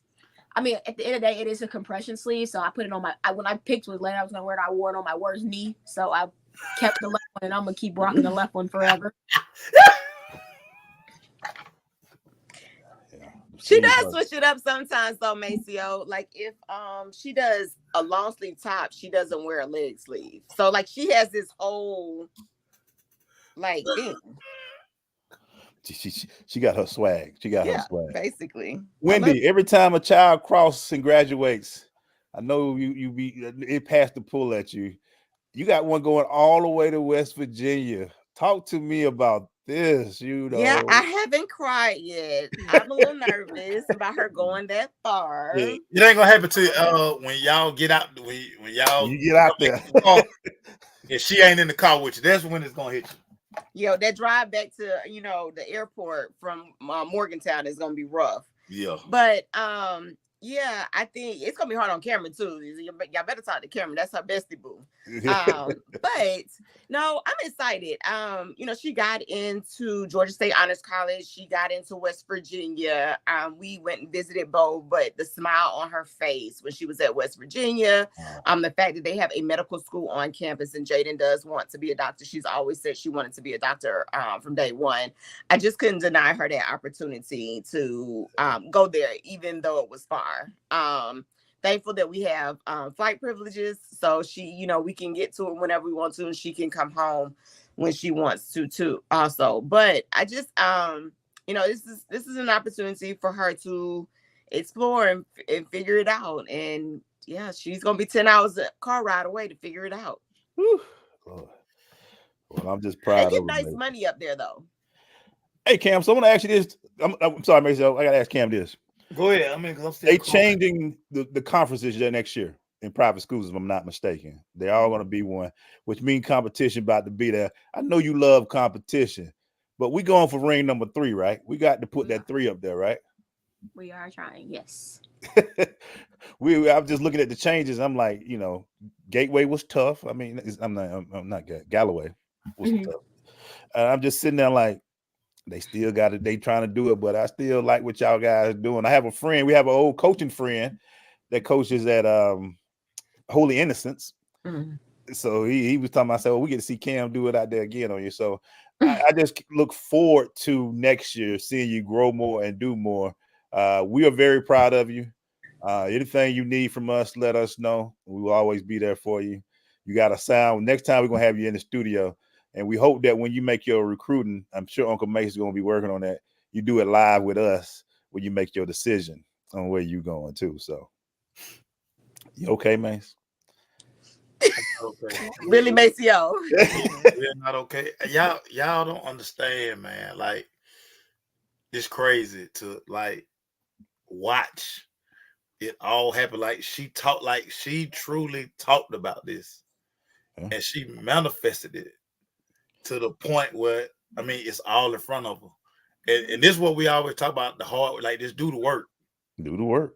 Like, everybody always talk about what they want to do. But, like, are you going to work? And that's the one thing you don't have to worry about with Cam.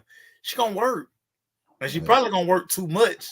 But I don't think there's no such thing as that, because every time you're doing something extra, or you working on this, it all shows up in the game. And that's why she can give you 25. Or if she go 15, she can give you 10 dimes. It's like her game is complete. But she's still growing. Like, y'all don't hear me though. Whatever.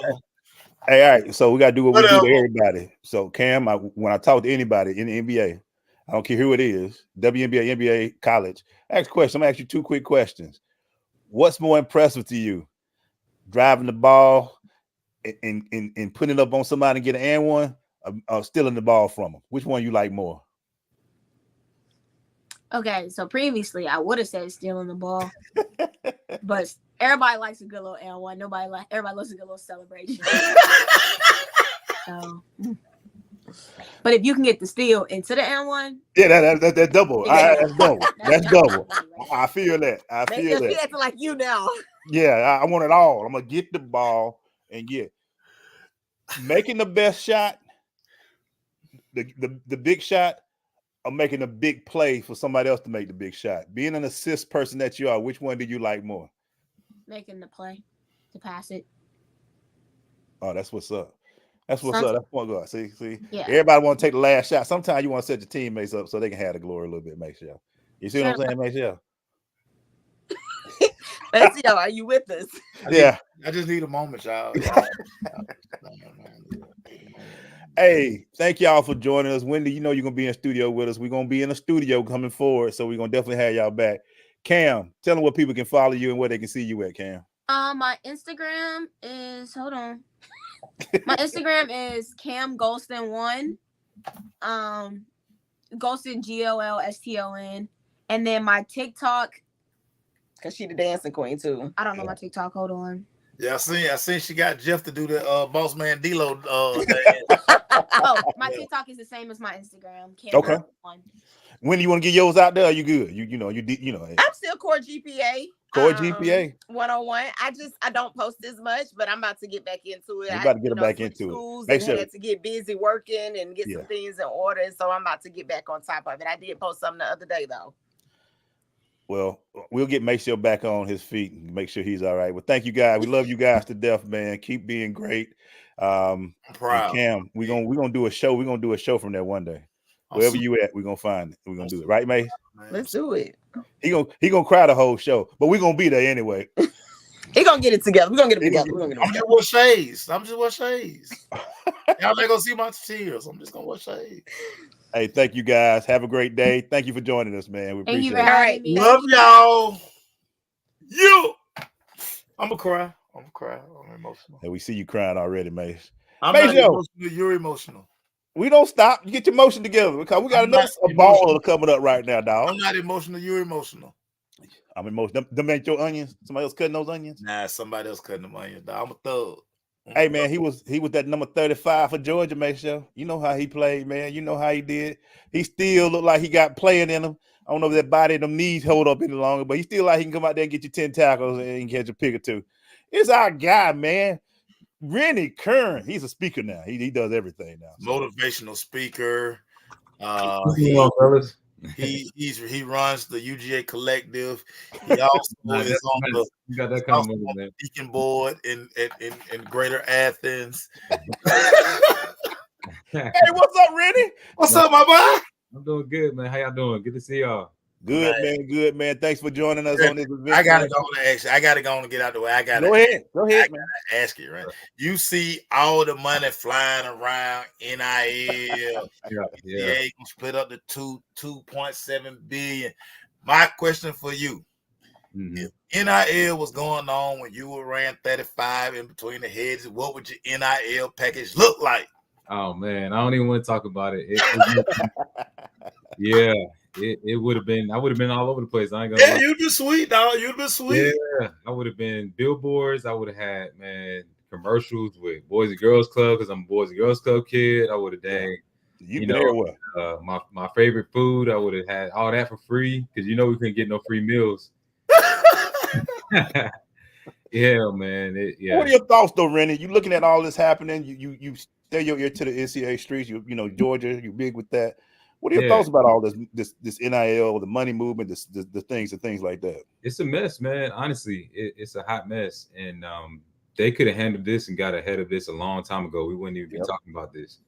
Yep. And I was asked about this all the time when I was playing, if I thought athletes should be paid, and my response was always that we should be able to monetize our name, image, and likeness, but it should be in a safe way. And so my proposed response was that they should have a trust fund set up so that you can get a portion of it, but the majority of it goes into a trust fund until you get your degree, one, and until you're in a more responsible position or a better position to make a responsible decision and everything when it comes to dealing with money and things like that. So I really feel like they're setting a lot of these kids up for failure. I mean, especially the ones out of Georgia and these big schools, because it's human nature to just like allow that stuff to become the normal, right? When it's not.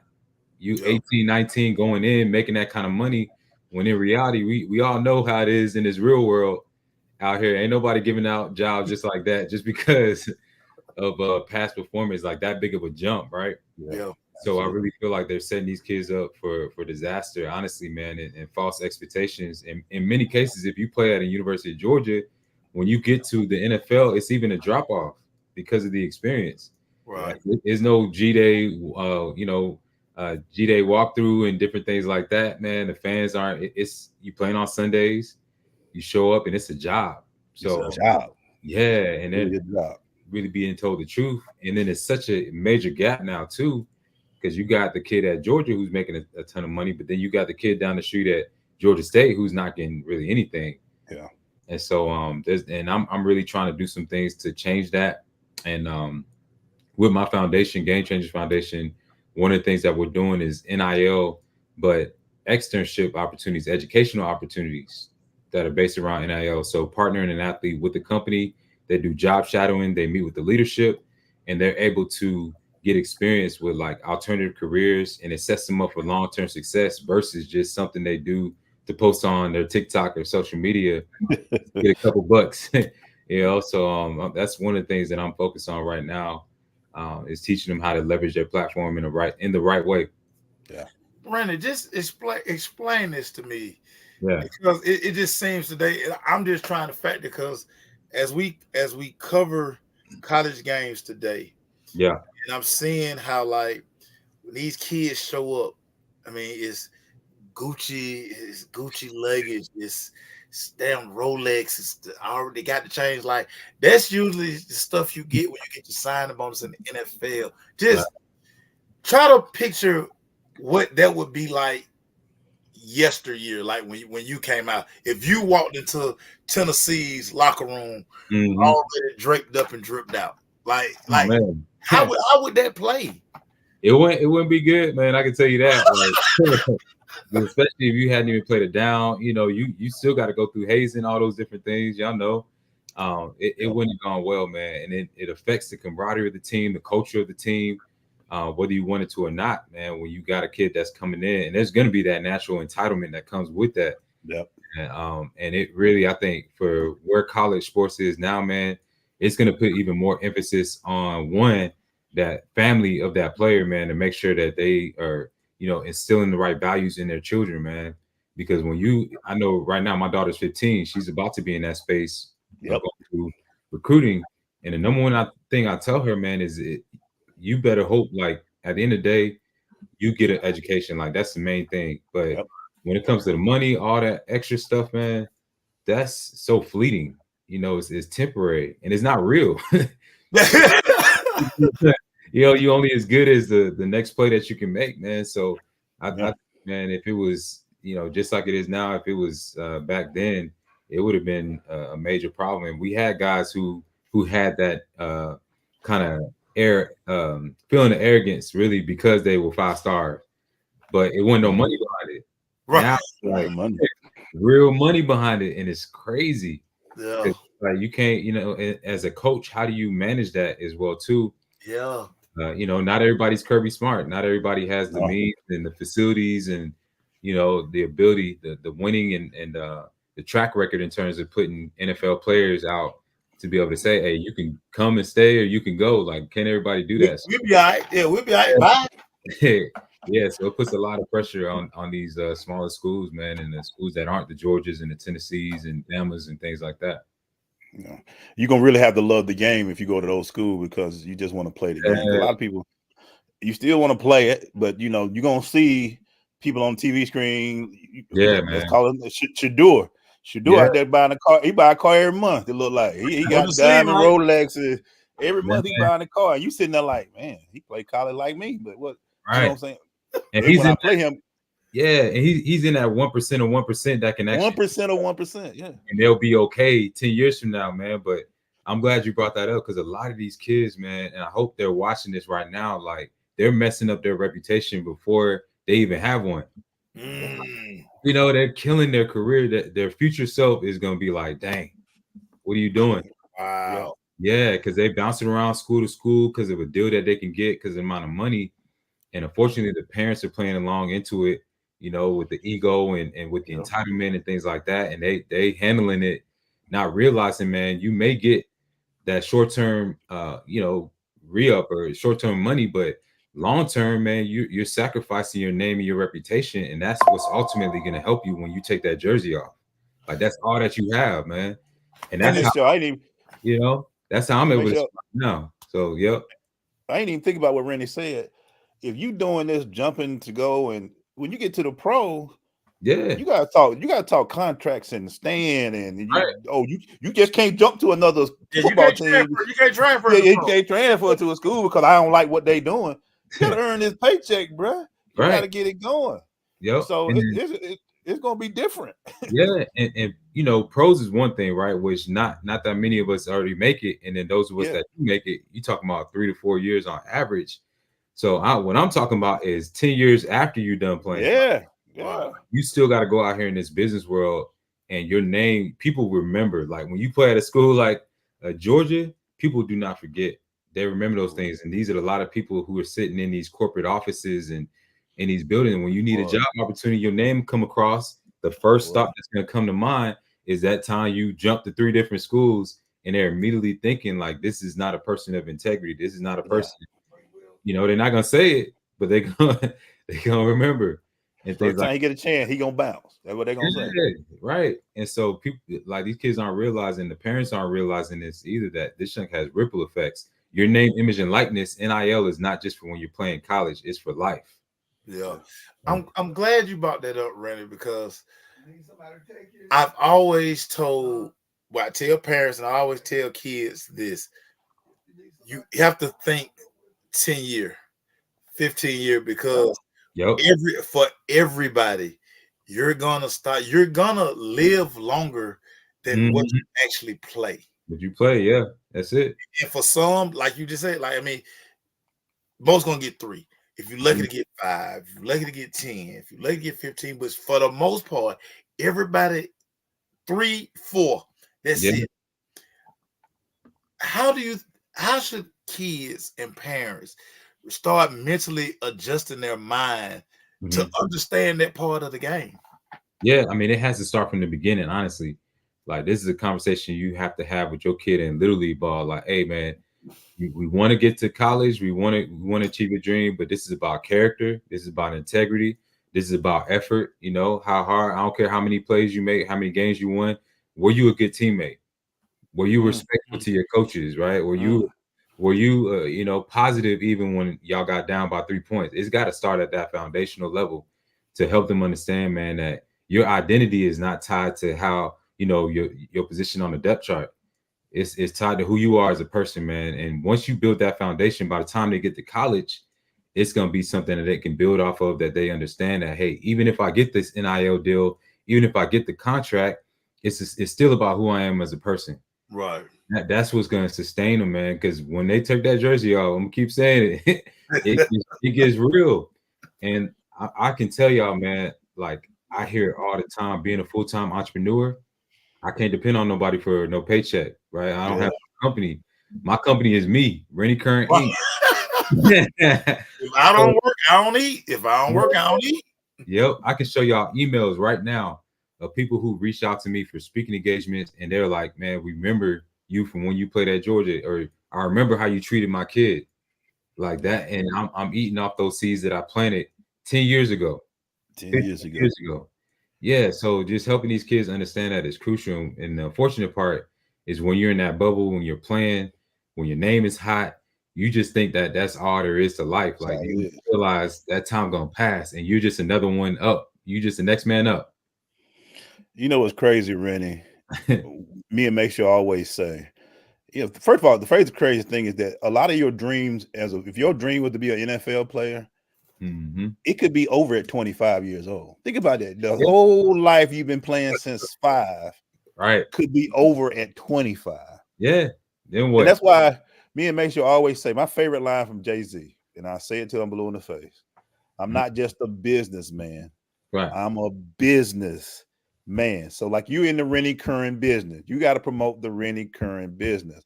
So when I see guys like you saying the importance of understanding, even if you play 10 years in the league, your career, your dream is done at 32 years old. And if you live to 60, that's another 20 some years, 30 years to do this, man. So you talk about your what you're doing with your organization. Are they understanding this concept? Because I think the money is killing. And like I said, I don't know if the parents are understanding this as well. It's crazy. You 45 years old, you know how you struggle. Why you ain't teaching them how to, not to?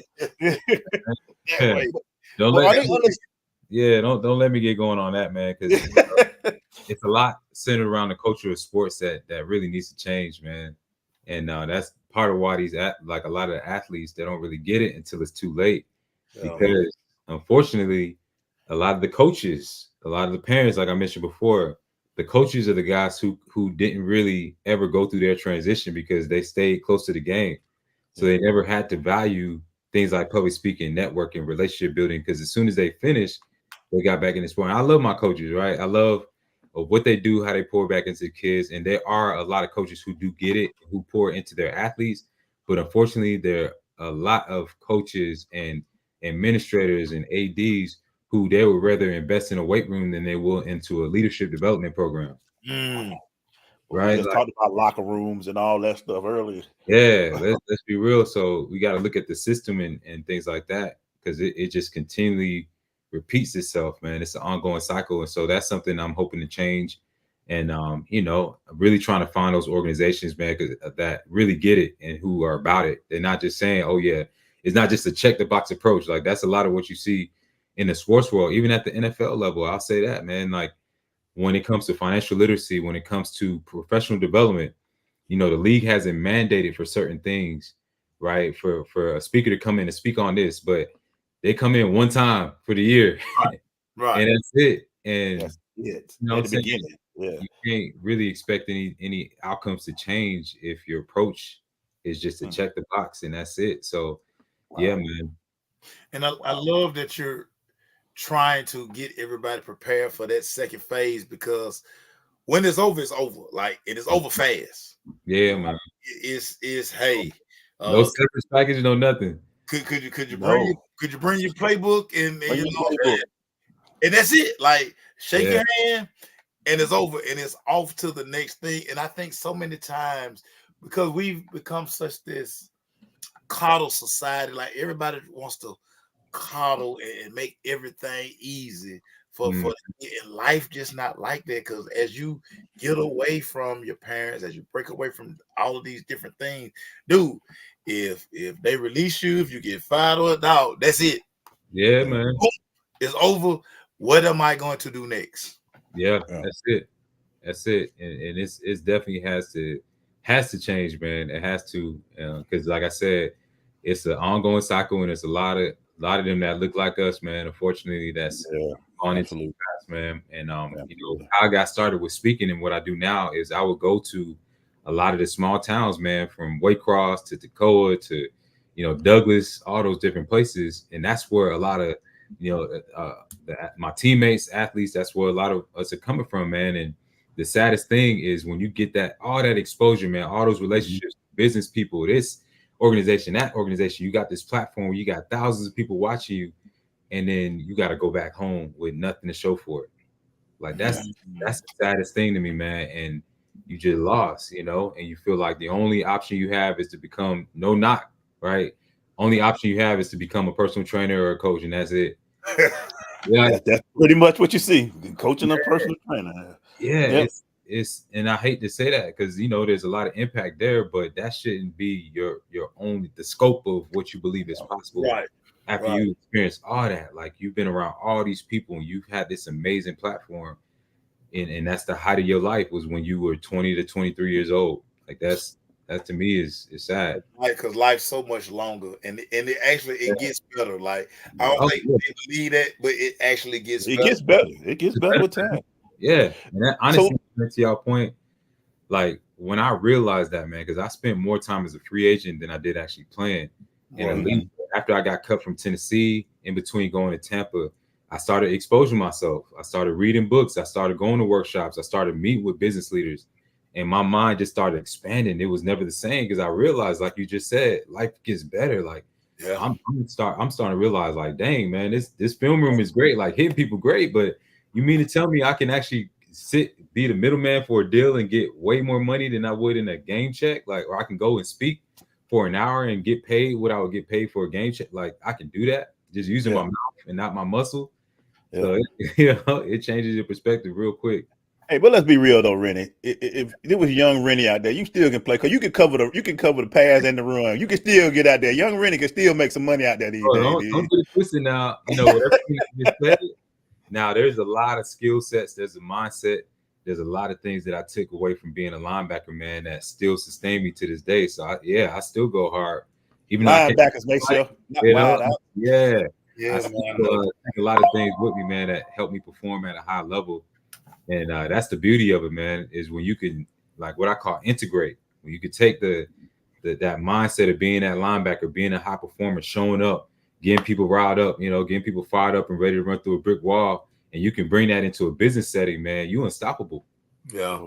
Because I ran it. I always tell people, sports and life truly mirror each other. Like I'm always when I have to interview people or I'm asked about, you know, hey, what do you think about this person? The first thing I always ask them, like, did you play sports? Right. And the reason I ask them that because I need to know, do you know how to be a teammate? Do you know how to operate in a group setting? Like, you know, because people who didn't play sports, I mean, they're gonna be they're gonna be naturally selfish. They're not gonna understand how to work within the team because they don't understand. They never been on no team. Right. How to struggle, how to so much, how to lose and get back up. Yeah, man. It makes a strategy, difference. so many things. Yep. You feel me? See, you feel. Let's talk about your second career, Rennie, before we let you go, man. Yeah, man. You've done an amazing job, man. From the speaking engagements to your businesses to your nonprofits. What is it what is the Rennie Curran brand now? Yeah, man. The Rennie Curran brand right now is all about leadership development, man, and really taking a lot of the things that helped me, like I said, perform at a high level, but not just be a high performer, but a high performing leader. Like that was one of the things I realized, man. And you see it a lot with teams, with organizations where they have somebody that performs at a high level and then they promote them based off of just their performance, but not their ability to bring up the ability of everybody around them. And so that's a lot of what my brand is becoming. It's like, how do you take your platform, your brand, but impact your family, your organization, your team, and ultimately your legacy? And so whether it's through speaking, whether it's through my courses, whether it's through the events that I do, it's all about leadership, man, and empowerment. And I feel like that's what we really need, whether it's in the sports world or in the business world, man. We really, really need that. So I've been, Lord's been opening up so many doors, man. I spoke at, crazy to say, CDC like 2 weeks ago. The whole organization, man, gonna be doing the Georgia School Boards Association. I've spoken to like, Fidelity, Equitable, Chick-fil-A. And I started, like I said, just going to small towns, speaking at elementary schools, doing book readings and, going to churches, and just kept growing it from there, man. And my ultimate goal is not to just be a speaker, but to be a thought leader, man, to be a consultant, to teach other people what I'm doing now. So I'm actually going to be launching a program that's going to teach people how to actually build their business and build their brand through public speaking as well. Because I just think it's such a powerful thing. When you think about every team, just think about any team, pro especially, who do they keep the longest? Most of the time, it's the leader. Yeah, the leaders are always there. They never go. Think of Ray Lewis. Think of Tom Brady. It's the guys that can communicate, that can raise up the level of the abilities of everybody around them. So that's one of the big thing. Reason that happens though, because when a leader leaves the locker room, you notice it immediately. Exactly. You say they need a leader. They ain't got no leader in the locker room. You see it immediately. That's it, man. It makes it such a huge difference. So that's something I'm super passionate about. That's why he's number 35, baby. That's why he's one of my favorites, man. Hey, man, Rennie, thank you so much. You started. He's still doing curls, y'all. Everybody. He's still got a curl. Probably got a curl bar right there. You can see probably looking at it right now. Don't walk out. Don't walk up on them. Don't walk up on them. Ain't going nowhere. Don't walk up on them. Hey, Rennie, we started these nonprofits around the same time, man. Thank you for helping and joining us today. Yeah, we're raising money for our nonprofit today, and we just thank you for always being a big friend of the show, man. Yes, sir. Thank you, brother. Oh yeah, man. Thank you too, man. And thank you too, for real, both of y'all, man. Y'all been consistent. Y'all been on it, putting people on, creating platforms for others, man, giving people a voice. Love what y'all are doing, man, and with your foundation as well, man. Keep up the amazing work. It's not easy. It's nonprofit work. It's no joke. Where can they find you at, man? I know where to find you. I've been following you for years. Where can everybody else find you, though, brother? Yeah, man. The easiest way to find me is through my website, renniecurran.com, RennieCurran.com. And then I'm on Instagram, the same thing, at Rennie Curran, LinkedIn, Rennie Curran, all that. So if you reach out, I will respond. So yeah, I appreciate you, man. See, hey, real quick, youth. See, he just used his first and last name. First and last name, not Rennie, the hitman, quarterback killer, RC 35. Yeah. Use your name, everybody. Marlon say, hey, real quick, Marlon say you got 10 tackles left in you. He say you still got 10 tackles left in you. Oh, easy, yeah. Easy. Yeah, that's what I'm saying. He got it. He got 10 easy. Got 10 easy. Man. Thank you, brother, man. Really appreciate it, man. Luke. I got Rennie Curran, basically. Yo. That's our fam right there, man. Woo, boy. Hey, man, we got 31 minutes. First of all, we have got up to about close to 1,000, man. We're close to 1,000. Can y'all help us out, get us over that $1,000 threshold, man? We'll really appreciate it. I'm already telling y'all, June 17th, we got 2 big events coming up. We're going to the Atlanta, my mind, I make sure I talk so much on my mind going. But the Black Atlanta paper, the Atlanta Voice, we're going there. And we also gonna go back to the Russell Center. We're gonna spend a whole day with them talking to their entrepreneurs. That's a Monday on the week of Juneteenth. We'll be doing that. So we really need for you guys to support us so we can be able to do that, because we got to feed our kids. We feed them. And and we got so much going on, man. So but me and May Show, it's time to get we're gonna finish this show strong. You ready to finish strong, sir? I worked out this morning. Let's do it. All right, so let's go with this. People been on your Cowboys, May Show. What is the okay? We see what Pittsburgh doing. Shout out to Pat. We're gonna talk about and see. How do you feel, man? I ask you this almost every show, man. Is Dak still that guy? Bro, have they paid Zach? Have they paid him yet? No, they're not gonna pay him, dog. This the last swan song, man. We are on the brink of the Trey Lance era. This is gonna be Dak's last. If Dak wants to remain the Dallas Cowboys quarterback, gotta take the Super Bowl. He needs to have the Cowboys in New Orleans in February if he wants to continue wearing the star on the side of him. If not, he'll become a free agent. Yeah. Somebody else will pick him up, and he will start the next phase of his career. I mean, it's so many people that have to get money in Dallas now. You got to re-up CD. Got to re-up Michael Parsons. You know, you can't give a quarterback $60 million. And you know, I keep saying this. No quarterback should ask for more money than Pat Mahomes. Like, stop it. Like, the ceiling is Pat Mahomes. Yeah. Y'all just got to fall in after that. But if you're making more money than Pat Mahomes and you're not giving me Pat Mahomes production, dog, I can't see it, dog. I can't see it. I want to see trophies if you make it that much money. I need trophies. I don't need you telling me why am I giving you $60 million, bro?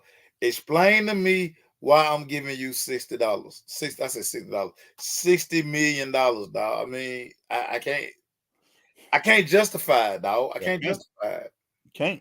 I can't, man. It just doesn't make sense, dog. And it's at the point, we're looking at what's got Atlanta going on, and we talk about the Kirk Cousins situation. We talking about, and look, that's a whole nother headache I'm not ready to take on right now. There might be a whole show of my headache with this, because closer we get to the league, we're going to break down the NFL. We're going to break down our favorite teams. We're going to break down all of that. We want to let y'all know also that we are, as well as us raising money today, and you can donate at any time. Yeah. You can text the Optimize to 53-555. And give you a list of ways. You click the link and they give you a bunch of ways. You can $10 to as much as you want if you want to do that. You can also do Venmo, and you can do Cash App as well. It Optimize the Vision. But we're going to move to a studio soon, and we're going to be in a studio, and you're going to see what we saw today. We had a lot of great friends and guests that we've been around for a while. You'll start seeing that happen as well. But I said as well twice. Hey, man, we crank it up. Last night we was at a game. Today we're doing this show. I think we got a game tomorrow too. And tomorrow, my new favorite player is in the building tomorrow. 4-hour show, Mark. Hey, we can do that. We showing that we can do 4 hours too. Man, we can do light work, man. It's light work. Light work. WNBA, Maceo. Yes, sir. Atlanta Dream, big win last night against Vegas. I don't win energy, and shout out to Atlanta. Y'all really, man, showing up and being present in the building. And that's why I made that post yesterday. One thing about Atlanta, if it's deemed as a big event, y'all coming outside. Yeah. Y'all coming outside. Y'all leaving no doubt. Y'all were outside, boy. Y'all was outside yesterday. Y'all was outside for real. We haven't talked about the we mentioned it, but we haven't talked about all this stuff about Caitlin and all that. No. We talked about this as being, and we talked about it earlier with Lou about they can't drop the ball on this. I'm gonna keep saying that. Yeah. They can't drop the ball on what they have right now, because like I've said before, not only if you got these great players now, but you got Juju coming, you got Paige Beckers coming, you got talent coming to the league, make sure. Bro, this is just the first step. This is just phase one. This phase one right here. Looking at this though, Maceo, what are your thoughts on how the WNBA has handled this so far? So I think about today. Why is Caitlin and Angel on TV at high noon? Yeah. Why is there not a primetime game? You have no NBA game. So this is what we're talking about. Understanding your opportunities, and understanding your space. That game should have been played at 7:30, 8 o'clock. Yeah. Imagine the audience you would receive. And by the way, I just, we know because we covered, but again, did the casual fan know that they played today? Was it enough videos? Was it enough marketing in place? You can almost right now, because Caitlin and Angel names are so hot, you can literally just say, hey, Caitlin Claude, Angel Reese, gonna play their favorite tunes. They have an iTunes. Now everybody gonna join. Yeah. If they were to go live on Instagram, everybody would join. Dog, just putting their name in the conversation. Yeah. And again, it's no reason that game was played at 12 noon today. Like that don't make no sense, dog. Yeah. And you look at that though, make sure you make what we don't see behind the scenes and what we're learning as. And Pat, you're right. They maybe could have said if ESPN gonna grab this, they could say, wait a minute, NBA ain't playing. Why don't we move this to Finals don't start to Thursday. Hey, ticket owners, can y'all come to people love to show up at night and have a good time. You in Chicago? Oh, they were gonna be real, they're gonna be partying out here this time. And it was a good game, 71-70. I mean, just so much of it. You got the two marquee names in the game. Come on, man. Make too much sense. Yeah.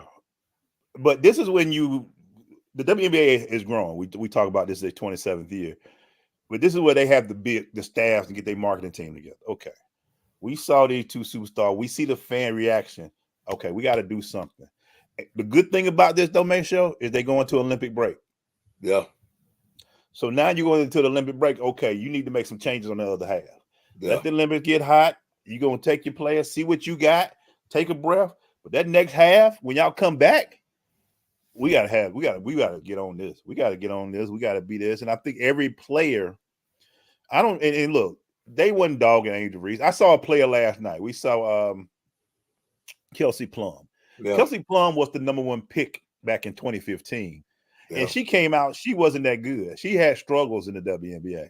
Yeah. Look at her now. She's a baller. She plays well. So I look at Caitlin. I'm looking at Caitlin like she's her first year. And people don't realize, Michelle, they go from NCAA tournament, draft, playing 3-week stretch. Playing. 3-week stretch. No break. NBA players, they play the draft. They get drafted. They got a whole break. They take a little summer league, and then they don't play to October. So they have almost a 6-month period to get themselves ready for the league. The WNBA is 3 weeks. All right, let's go. So they're going to struggle at that point in time. But this is where it's like we got to make sure we put these out. That's great rookies. That's great veterans. And if I'm a vet, I'm taking advantage of all this, bro. I'm like, yo, I know the camera's on me. What a time! What a time to be alive, dog. I'm about to put 20 on you every night, 30. I think Alicia Gray last night, she was fantastic against LA Vegas. That's what you show. And if there's any question about the star power or will this work? Again, short these rings. I would have dared you yesterday to get over to College Park yesterday. Would have dared you, and again, this is why it's always funny too. And we can tell the people who are just starting to watch the WNBA. Yeah, like this league has been good for a long time, but you guys weren't paying attention to it because I guess it was no reason for you to pay attention to it, and that's okay. But you're here. And all you are doing every day is still talking about Caitlin Clark. Like, so you're only watching when Caitlin on TV. They show 2 to 3 games. Yeah. I mean, how are you receiving your WNBA content? Are you just waiting till a game on TV? Or you just following, like I said, you following Caitlin, you following Angel. But this league has been full of ballers. On a nightly basis, big time ballers, and that's what we're going to see the growth. I think this is a good time for everybody to be really on this. Like I say, this is our 9th year covering the WNBA, so we've seen the talent, we've seen it grow. But I think the WNBA has to be on this. Kathy Engelberg has to be on it. The commissioner, they can't let this fall and not do well. This is the time to take it to that next level. You got your Bird and Magic. You got, Angel Reese. She loves the court. She loves the camera. She loves the microphone. She's showing up with heels on and everything. You got Caitlin.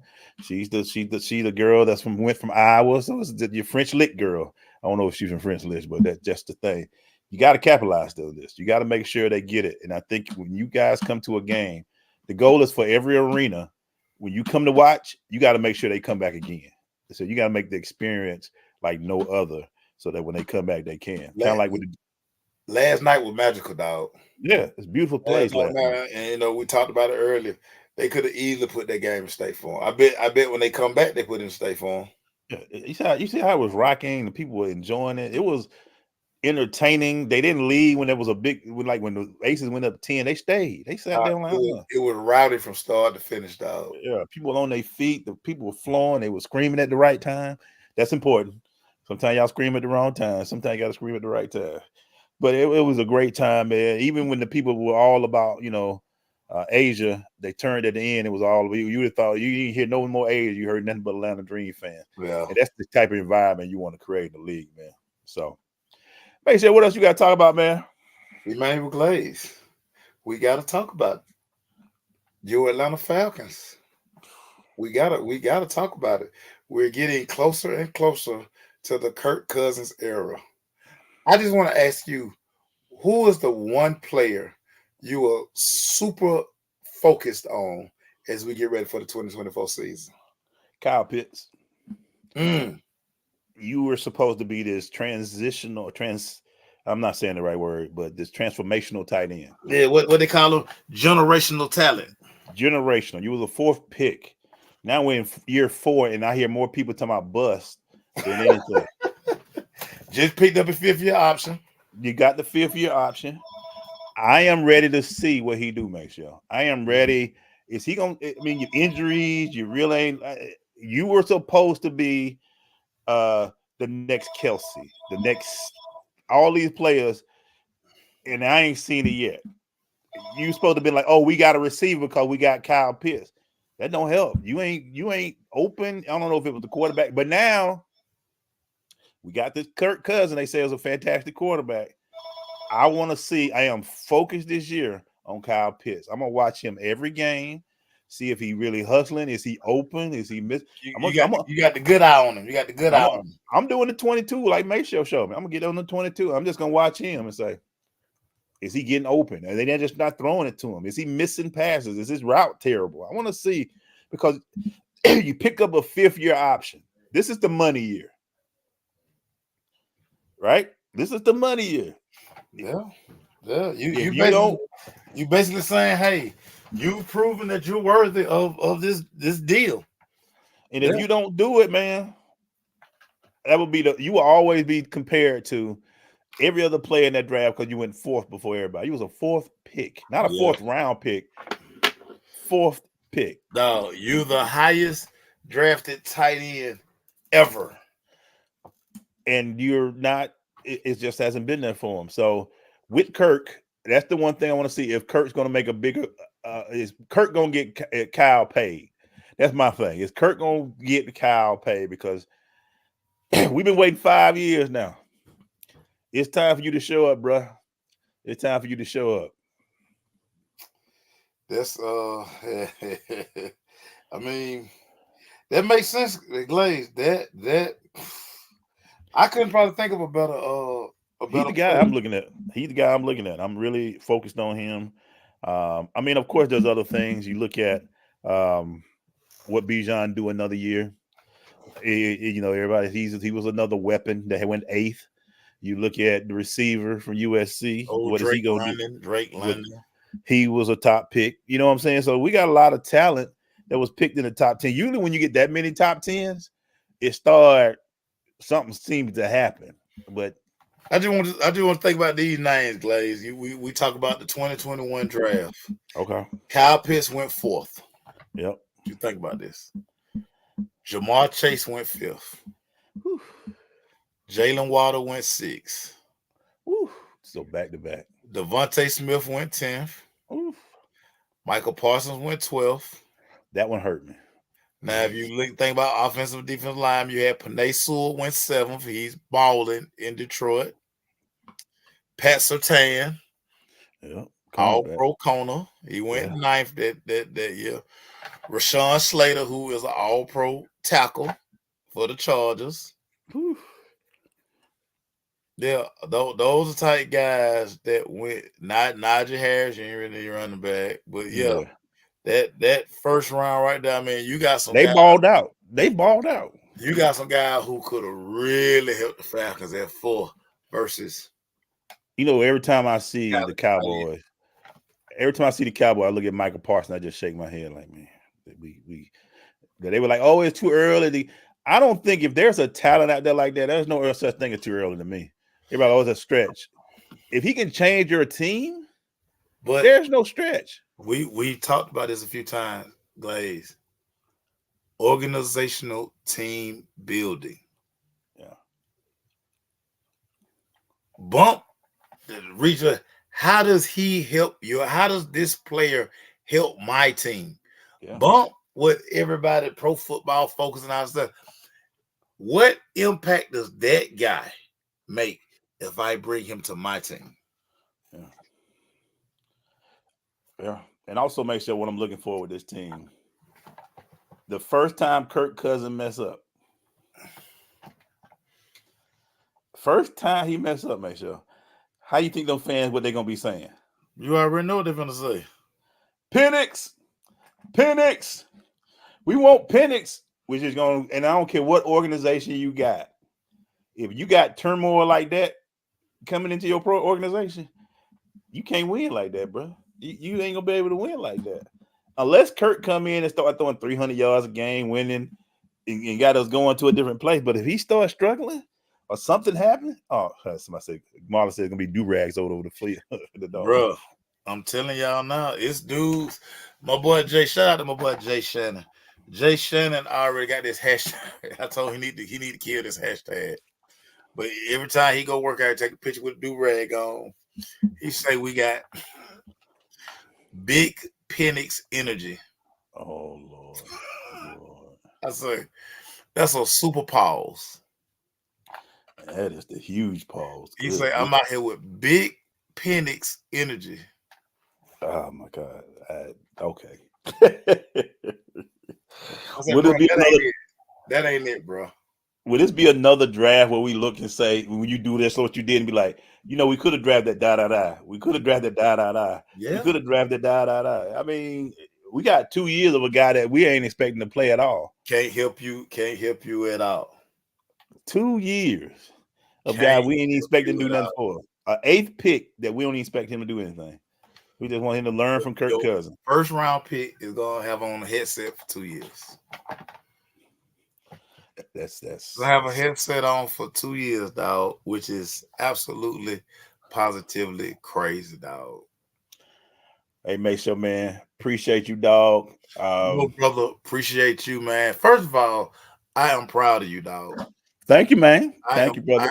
I am super proud of you, man, because I don't know if people, really understand what goes into just having the vision and actually executing the vision at a high level and leveraging the relationships. Yeah. And just like, man, listen to the kids. I was just like, no, that's so crazy, because I don't even know if it's a program out there that actually focuses on what you're doing. And it's so crazy because it's just the beginning. Yeah. And it's going to spark. See, when those kids become seniors in college and when they become part of the workforce and them being able to come back and talk to the next group, yep. It's the building of, because that's what's done on the other side so much. And for you to have the vision and the foresight to just jump out there and really do that, man, I tell you that all the time, but I mean, I'm telling you it live. It's just now, it's so admirable, man. And that's why I'm always advocating for it. I'm always pushing, because like, dog, I always imagine, dog, what if like somebody had really did that for us? Woo, boy. You know, it's crazy, man. I remember when they would give us free tickets at Martin Brown to go see the Falcons. Yeah. No, the Hawks. And we would sit in the nosebleed, but I didn't care. I just was like, I got free tickets to walk up the street and watch a game. And I know what that did for me, just to be able to get free tickets to a game. So imagine being 13, 14, and 15, getting a chance to go see not only the game, but to see behind the scenes and meet executives, shake hands. When Coach Mitchell, when we had work study in the summertime, and we would always have to go, because, you know, for y'all who don't know, we always got the Falcons practice stuff every year. So we would get all their pants, all the practice jerseys. That would be our practice stuff. Yep. So we would have to always go to we were Swanee at the time, so we had to always go to Swanee, pick it out. Yep. Just being in that atmosphere. If some players were around, like we got to work out with the receivers one day at Falcon Camp. Just like they were just it was like 6 receivers there. We got to work out with them and just pick up little tricks. But that did more for me in that one day. Yeah. You know what I'm saying? And that was just one time, dog. You're giving these guys monthly trips. Y'all are always doing something. They're seeing stuff that they may not never get to see. And to be honest with you, so dope. Man, just make sure I ain't seen most of this stuff either. I'd be like,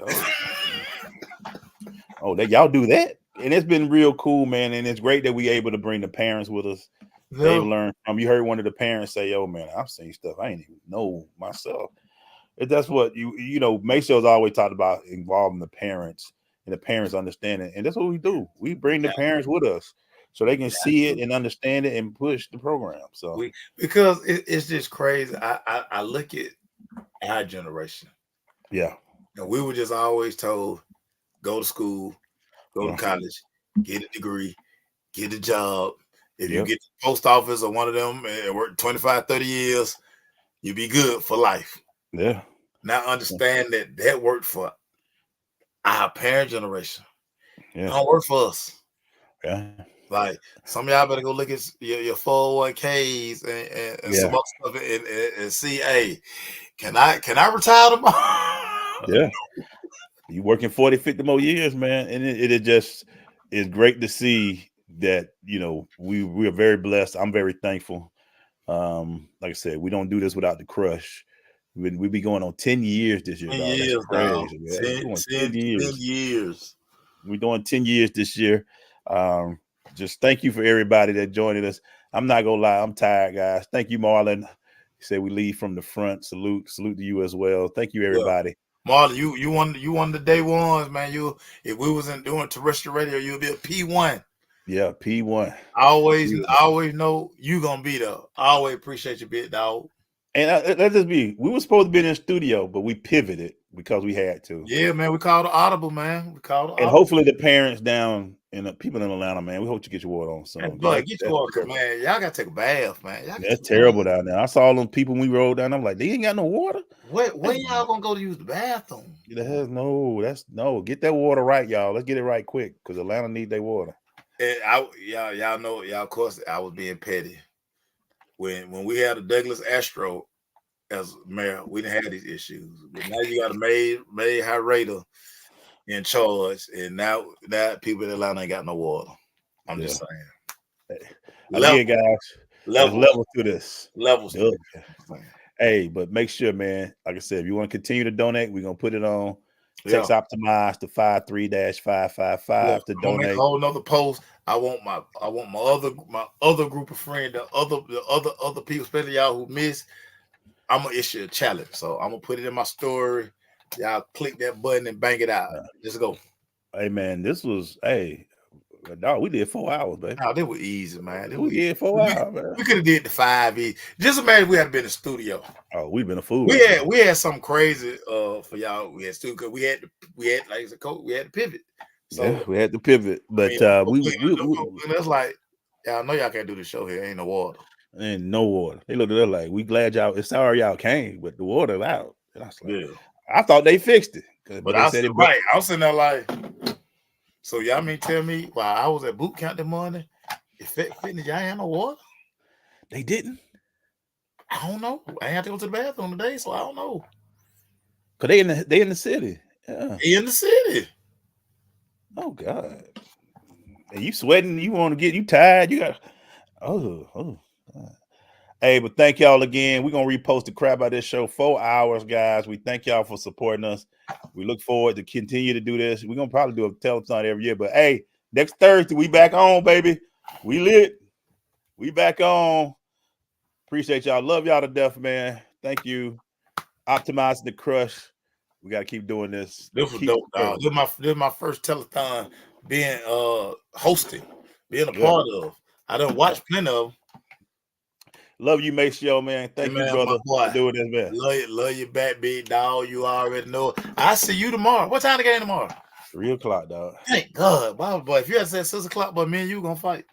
I might have went to bed. I might have missed one. But hey, me and you gonna. If you had to say the game tomorrow 6 o'clock, me and you gonna fight, dog. Hey, I ain't even gonna lie. And hey, guys, hey, just do good for people, man. We love it to death, boy. Be a good man. Be a good person.